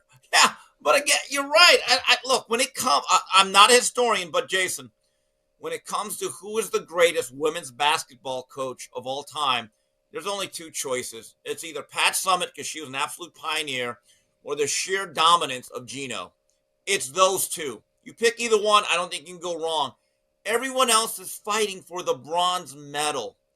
And to jump anyone up that quote unquote only has 3, you are now having a double standard, no standard. That's exactly what's happening. And I would put Kim Mulkey at number 3. But I got a bias there with Kim Mulkey. The other thing that was interesting, Steve, is Paige Bueckers ends her college career winning a national championship. There's a bunch of people that I think I would have to call Paige Bueckers black adjacent. She's not white adjacent. She's black adjacent. And so a lot of people want to hype up Paige Bueckers, and she had a better college career than Caitlin Clark. She won a title. Caitlin Clark never won a title, and you can't be the greatest if you never won a title. And I'm watching this, and the strong girl and the FUD girl carried UConn yesterday. They would have won that championship game by 15 without Paige Bueckers yesterday. And so, someone came at me about, Paige, and she cemented her legacy. And I go, yeah, she did cement her legacy as not as good as Caitlin Clark. That was cemented. Anytime you can be the third leading scorer throughout the Final Four on your team, and your team win the title game by nearly 30 points and doesn't even need you, I just don't think winning that title puts her anywhere in Caitlin Clark's galaxy. This kind of reminds me, again, we had a conversation about Larry Bird, Magic Johnson in 1979. One guy had 2 future NBA teammates in Greg Kelser and Jay Vincent, while Larry Bird had a bunch of future insurance salesmen, doctors, and lawyers. Again, if this Paige Bueckers needs to be given credit. She has cemented her legacy as another spoke on the wheel of UConn basketball, which has been an absolute factory. Caitlin Clark for that Iowa Hawkeyes team was the whole Dayton rim. She was the tire. She was the carburetor. She was the engine. She was the sunroof. Again, and you could do this because I'm not doing it. Let's print out last year's Iowa Hawkeyes roster and put a highlight every player that she played with that's going to have a WNBA career. Go to the UConn roster. That thing's just going to be one big fluorescent mark, I get the feeling, or it's going to have a lot more color to it. Let's be honest about it. And it reminds me, this used to piss off Charles Barkley. Charles Barkley said that, I'm getting sick of you people saying that Magic and Bird and these guys and Jordan are better than me because they make teammates better. And he wasn't taking a shot at Magic per se. But the old Chuckwagon said, okay, you geniuses, let me ask you a question. Who's easier to quote unquote make better? James Worthy or the knucklehead I got in Jason Williams? I mean, come on. That's anyone that actually says that is not being intellectually honest. There is some truth to what Charles is saying. And when he got to Phoenix, it seemed like he made Dan Marley better. Kevin Johnson. Yeah, seemed to make a bunch of guys better. Yeah. And so there is some truth to that. But let's not diminish. Magic and Larry Bird did make guys better. And I think James Worthy is a prime example. I think James Worthy, without Magic Johnson's, a very good NBA player. Hall of Famer? Why? I don't know. Well, hold on. James Worthy, if he would have been the number one option like Dominique was in Atlanta, remember, the year that the Lakers had the number one pick, it came down to 3 players, Terry Cummings of DePaul, Neek at Georgia, and James Worthy. Now, those other 2 guys put up better offensive numbers because James had to be basically the number 3 option for about the first 6 years of his career. I've always said that if he would have been the number 1 option on a lot of other teams, he would have scored 25 to 30 points. But again, Bird and Magic played with McHale, Parrish, Ainge. Other guy came in with Magic Johnson had to play. He was just stuck with the league MVP and Kareem his rookie year. They had more help, Jason. We have to be honest about it. They had more help. That is true. Hey, something interesting happened in the National Hockey League this weekend. Alex Ovechkin surpassed Wayne Gretzky with the most goals scored in NHL history. I think it's great what he did. I don't think it makes him a greater player than Wayne Gretzky because, one, Gretzky's assists were actually perhaps more important than all the goals he scored. And when you want to talk about making everybody around you better, that's Wayne Gretzky when it comes to hockey. But the more interesting aspect was Gretzky was there. Gretzky celebrated Alex Ovechkin. Ovechkin celebrated Wayne Gretzky. Yes. The culture in the National Hockey League is very respectful of its history. There are guys that will make the argument like, no, Gordie Howe is the greatest hockey player. He's even better than Wayne Gretzky. And Wayne Gretzky's not offended by that. They just have a completely different culture, whereas in the NBA, the young guys have gotten into this habit of taking shots at the older generation. Even J.J. Redick, coach of the Lakers, a bunch of plumbers that so-and-so was playing against. LeBron James goes on a podcast and says Giannis would have averaged 250 points in the 70s or whatever years he was saying. Maybe it was the 90s he was saying. I can't remember. But when I thought about it, I was like, well, hold on. Who corrupted the NBA culture and made all this bickering between generations? The players, or did the media do that? Did Stephen A. Smith and Skip Bayless and all the hot take guys, who's to blame for the lack of respect we see in the NBA, and what do you think of the NHL culture that is very reverential of its players from the past? Well, Jason, you forgot these 2 words, this culprit, Clutch Sports. The NHL doesn't have that. It goes hand in hand, and it goes to the fans. I guarantee you that NHL fans look at Gordie Howe and Marcel Dionne and Maurice Rocket Richard with reverence. They're probably not going around on Twitter insulting other generations and getting into battles. They're probably paying homage to the pioneers that meant so much to the sport. I guarantee you no young fan badmouths Bobby Orr. Guarantee you. It's not even allowed. They wouldn't even think of it. For some reason in basketball, it becomes this thing that we're going to be disrespectful. And look, you could make an argument, what came first, the chicken or the egg? Did the younger generation react to the older generation not respecting them? I happen to think it's the other way around.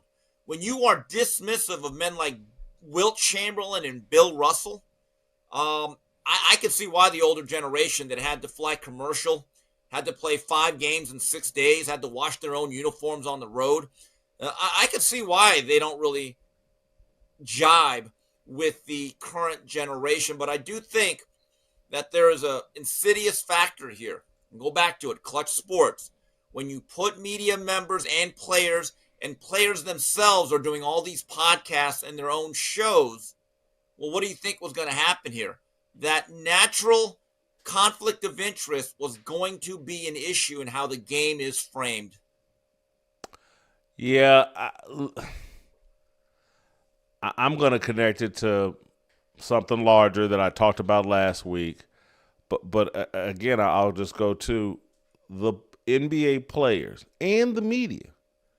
They love this hip-hop culture. They love this diss culture.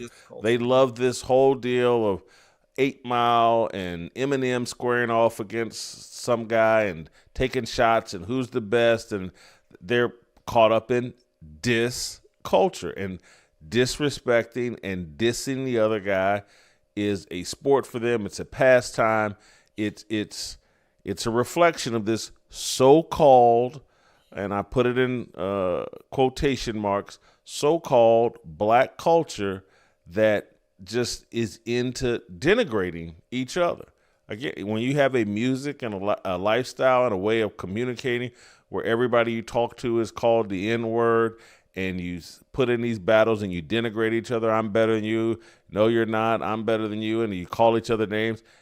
The NBA is completely in bed with hip-hop culture and that whole deal. And so I just, the culture is rotten and poisonous, and so I look at the National Hockey League and the reverence they have for the guys whose shoulders they stand on. There's no mystery why there's no reverence among black NBA players and just NBA players in general. The culture dictates that. Jason, you literally had Anthony Edwards, who's one of the elite players today. He said not too long ago those old guys didn't have skill. I mean, I could never imagine Wayne Gretzky saying, well, Gordie Howe, who did he really play against? I mean, and by the way, Wayne Gretzky, I always get this.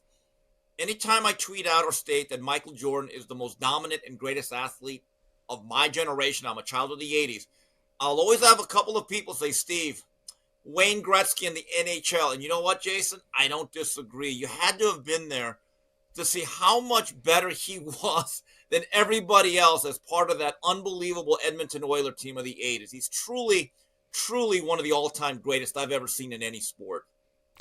And I don't want to make too much of this, but I actually do. And I know that golf is a completely different animal, but just think if Tiger Woods fans squared off against old school Jack Nicklaus fans and they just started taking pot shots at each other and going back and forth. No, Tiger's better, Jack's better, blah, blah, blah. It's just unhealthy. It's just a bad culture where there's no respect for the shoulders that you actually stand on. You can see it everywhere. And so, anyway, hats off to Alex Ovechkin. Hats off to the NHL and the culture and the way they revere the guys before them and give them their respect. Steve, speaking of NBA culture, the NBA has fined Ja Morant, the Memphis guard, $75,000 for his latest gun gestures on the court. Obviously, he had the problem a year or two ago at the Denver strip club, bringing guns in there. And so he's a bit of a target. He's had other issues off the court, had a long suspension, 2 years ago. Steve, Jay Williams made an interesting comment that I wanted to discuss. Jay, the former NBA player, former Duke star, ESPN broadcaster. I understand the context around Ja Morant, but I can't shake this thought. We live in a country obsessed with guns, glorified in film, music, and even marketing. So when an NBA player mimics that energy on the court, we're outraged. You can't profit from the image and punish the imitation. I think it's interesting what Jay Williams says. I think he's getting at some truth. I also think he's leaving out a bit of the marketing push because the NBA is in bed with hip-hop culture. The music they pipe into all the arenas celebrate guns and gun violence. And it is a bit hypocritical to fill your arenas with that much gangster image and then say, hey, but Ja Morant, don't mimic that energy. Don't feed into that energy. Anyway, what do you think about Jay Williams and my point? Well, okay, we're leaving out this bit of context. We talked about his own past, Morant. He has literally given new meaning to the term shooting guard. I mean, that part is kind of the thing that I think is more important here. And by the way, I'm surprised Williams didn't also add, I love this one, we're a nation built on violence. I'm so sick of hearing that. That's something that people say to try to sound smart. And I'm always thinking, yeah, what if we are? So what? Most civilizations are built on some sort of violence. So I don't know what that has to do with the price of tea in China. I really don't. But the reality is this. Given Morant's history and his record, I think it's different than when an average NBA player who does that gesture. I think that's the key. I really do. If it was anybody else, no one would care. But given his past, yeah, I think it's different.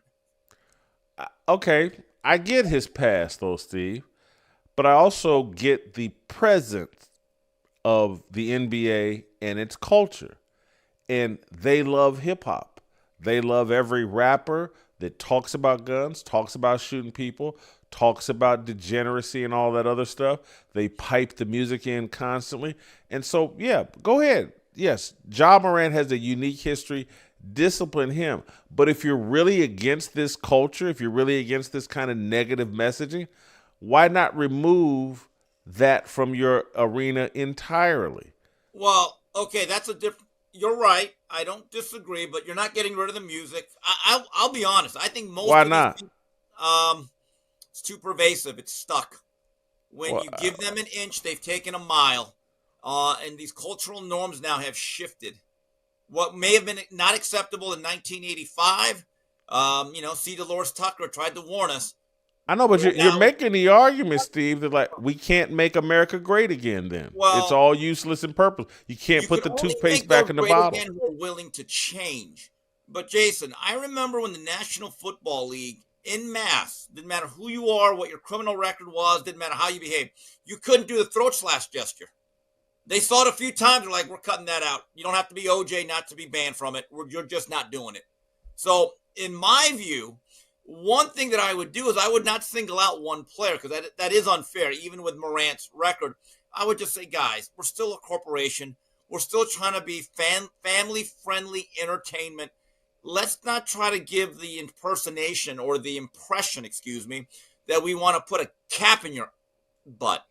Okay, so what I would say is if I'm Adam Aluminum, the most gutless, spineless commissioner in all sports, I would actually finally show us that and say, guys, nobody's allowed to do it.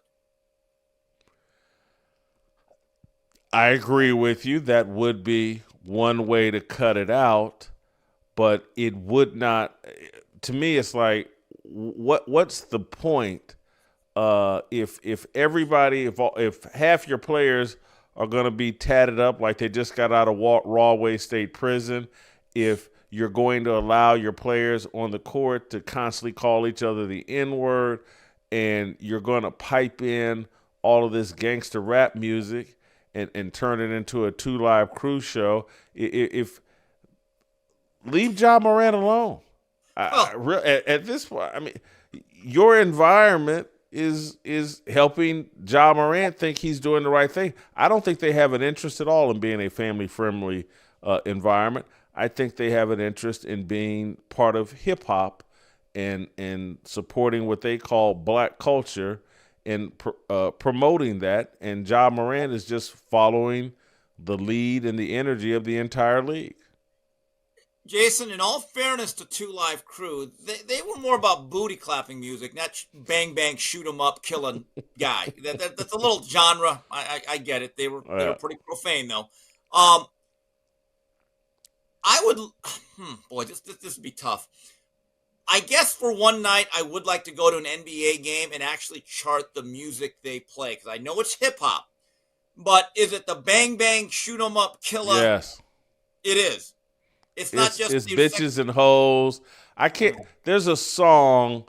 Get the theme song. Look it up. Google it, Luke, for me, Luke. The theme song for the Memphis Grizzlies. It's out of the movie Hustle and Flow, I think. And they play it all the time. And again, it's not bang bang. Psycho. That's not the name of the song, though. I don't think. There's a chant that goes along with it. The Memphis Grizzlies, they play it at every Memphis Grizzlies game. Steve, talk while I'm again, I would look, is some of the music, particularly the hip-hop stuff, profane? Is it something that you would want a high school to play at their high school prom, even though they do? Right, but how much of it is actually that graphic? That's all I'm saying, because there's also other versions, radio editions of certain songs that have been a little bit censored, a little bit softened a little bit. I mean, again, I don't know. Are they really playing Boys in the Hood really throughout every, television timeout in these arenas? That's what I'd like to know. Just how profane is this music at this point? Why can't I find the damn song? I can't. Isn't it Trick That B or something like that? Whoop That Trick. It's Whoop That Trick. That's a family-friendly message. Yeah, that's family. That's Whoop That Trick. They play at the Memphis Grizzlies all the time. Yeah. Oh, I know they do. Trust me. Yeah, I'm not. Yeah, I've seen. Yeah, I've seen Draymond and everybody whoop that. Yeah, they play it virtually every game. I've seen visiting players all get into it. So I don't blame Ja Morant. If they're gonna play Whoop That Trick inside the Grizzlies arena, he can make gun gestures. I think Jay Williams has made a great point here. Well, I guess. I grew up when they played "I Loved L.A." "I Love L.A." by Randy Newman at the Laker game. Now that was music back then. But again, we will rock you. Okay, everyone. Lakers games. Right. Also, ESPN put out a disc. Remember the DVDs? ESPN Sports Rock Jams. I played that. They had a lot of good. Hip Hop Hooray was on that one. That was a good one. But the issue is, again, to get a little bit serious, based on Morant's past and his past transgressions, which we are willing to forgive and forget, he's the last person you want doing this. Would you at least agree with that, Whitlock? There's no question. There's no question. But somebody's got to be the face of NBA idiocy, and he stepped up. Anthony Edwards doesn't want to be the face of the league. Yeah. He's the only one. Well, okay. nah, it's a long – everybody wants to be the face of idiocy in the NBA. No one wants to be the face of the league. No one wants to be Jordan. Anyway, Steve, I want to end on this note. I want to play you this clip of Dan Orlovsky on ESPN making a comment about Shedeur Sanders and saying, hey, we can't praise Baker Mayfield and fall in love with Baker Mayfield because of his charisma, cockiness, his self-belief, and then kind of view it differently with Shedeur. Let's play the clip. So before I get to that, I do think it's important to point out two parts of his comments. I think, one, we can't praise Baker Mayfield and fall in love with Baker Mayfield because of his charisma, cockiness, his self-belief, and then kind of view it differently with Shedeur. I heard a lot of Baker listening to Shedeur and the confidence, and I think it's great. I also loved his answer when he talked about why he threw, guys, and when he said, well, there were some teammates of mine that didn't get to go to the combine or didn't get invited, and I knew if I threw, all those teams would come from the NFL and they would have his teammates would have the necessary eyes. I love every part of that answer because that's leadership. The on-the-field stuff, when I talk about jumping off of his hand, I'm not necessarily questioning can he throw the ball downfield. His tape says he can. At some times in that position, in that league, when you're getting picked in the top 5, you got to be able to put your back foot in the ground, step on a football, throw it 18 yards in between two driving defenders, but over a guy. And you don't see a ton of examples of that on tape, and I wanted to see if it showed a little bit today. Yeah. Steve, I completely disagree with Dan Orlovsky here because I think the cockiness and attitude that Baker Mayfield had was called out when he was coming out of college. Colin Cowherd made a killing, trolling, criticizing, ripping Baker Mayfield. Baker Mayfield had to go through the very humbling experience of failing in Cleveland and now has a different kind of confidence that isn't nearly as over the top as when he first started out. I just don't think people blindly fell in love with Baker's cockiness. I think most people were put off by it initially, and then they kind of liked this new Baker Mayfield. Yeah, and Baker Mayfield has one of the more unique stories in college football history. Jason, if I recall correctly, wasn't he a walk-on at Texas Tech? Yes. And then wasn't actually renewed, so then he had to go on to Oklahoma. And if I'm not mistaken, I believe he was a 3-time Heisman finalist, and he won it in 2017. And you're right. Colin Cowherd, and I think you may have been working with him at the time, would take daily shots. And I still remember one of the great segments Colin ever did was when Baker Mayfield visited the Fox Sports studios. I'm not going to say it went Jim Everett, Jim Rome. It wasn't going to be like that. But there was tension. You could tell this was not a gag. And there was a time that I felt Baker Mayfield was a little bit too petulant. But I want to give that guy credit. You talk about his run in Cleveland being a failure. I guess being number one, if you don't stay there for a decade, I guess it's not a success. Do we forget, though? He won a playoff game as a Cleveland Browns starting quarterback. I did not remember that. Can say that. They beat the Pittsburgh Steelers. And he has evolved to a point where he is the established starting quarterback for the Tampa Bay Buccaneers, where he's also won a playoff game. And I would say that he's among the top dozen or so quarterbacks in the league. I'm not saying he's elite, because he's not. But when the Tampa Bay Buccaneers formulate their roster, they don't go around saying, well, we need a quarterback of the future. No. They have their guy. It's Mayfield. He has absolutely established himself as, I would say, a frontline National Football League starter. I don't know. Do you think we're going to be saying that in 5-6 years for Shedeur Sanders? Jason, I have my doubts. I have my doubts as well, but I do know one thing that would help Shedeur Sanders is if he were allowed to be criticized in the same way Baker Mayfield was criticized, because that type of iron sharpens iron. That provides drive and motivation. It mentally toughens you up. But if everybody runs in with the excuse of, oh, that's racist, and I don't remember this kind of criticism for Baker Mayfield or Johnny Manziel or Ryan Leaf or whoever else, or at some point they'll go, what about Brett Favre? And just if they let him go through the process of that all these quarterbacks go through, you're going to get ripped. You're going to get criticized. I think Shedeur, that'll bring out the best in Shedeur. Jason, did you see what happened at the Colorado Pro Day a couple days ago? I'm sure you saw it, where the scouts trying to tell the guys, like, hey, guys, don't get into a rolling start. This is how we want you to do it. And then Deion runs in there and says, no, do it. I'm like, you're not helping the cause. You're not helping the perception. And that NFL scout probably did that at every pro day he was at. These guys, they hand time it. There's a protocol they have. So he's trying to be helpful. I guarantee you he's probably done that before. And next thing you know, it becomes this viral moment. Now, you could say it's harmless, but Jason, I would be remiss if I did not believe that there are certain teams thinking right there, who wants to deal with that, right? Before we let you go, I want Luke to grab that clip, and we'll play that clip of Deion, and I think you've nailed it.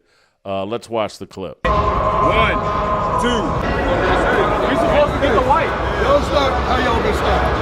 Just let him do y'all thing, all right? We get all the white. Do what y'all do. We get all the white. Don't worry.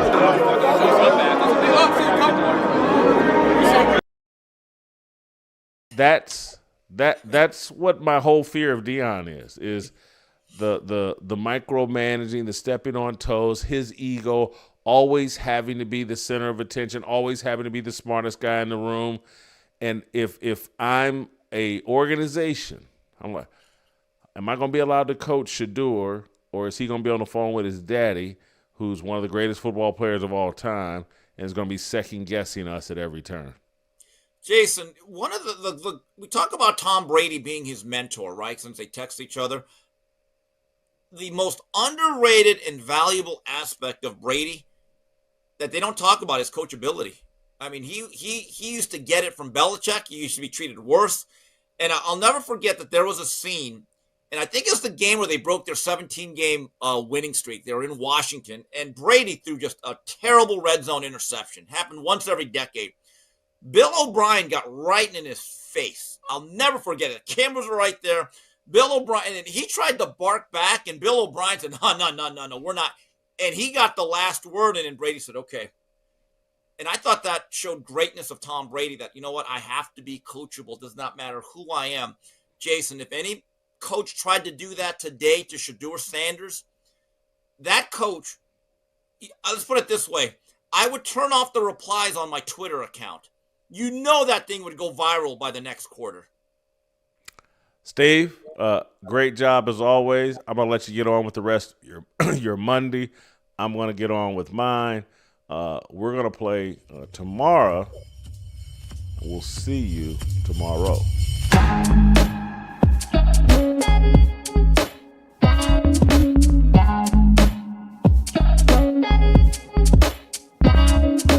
Waiting for the countdown, coming off the breakdown, standing in line for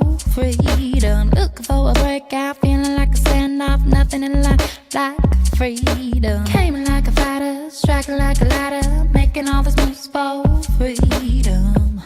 I want freedom. No negotiation, my sister, no relation. We all just wanna have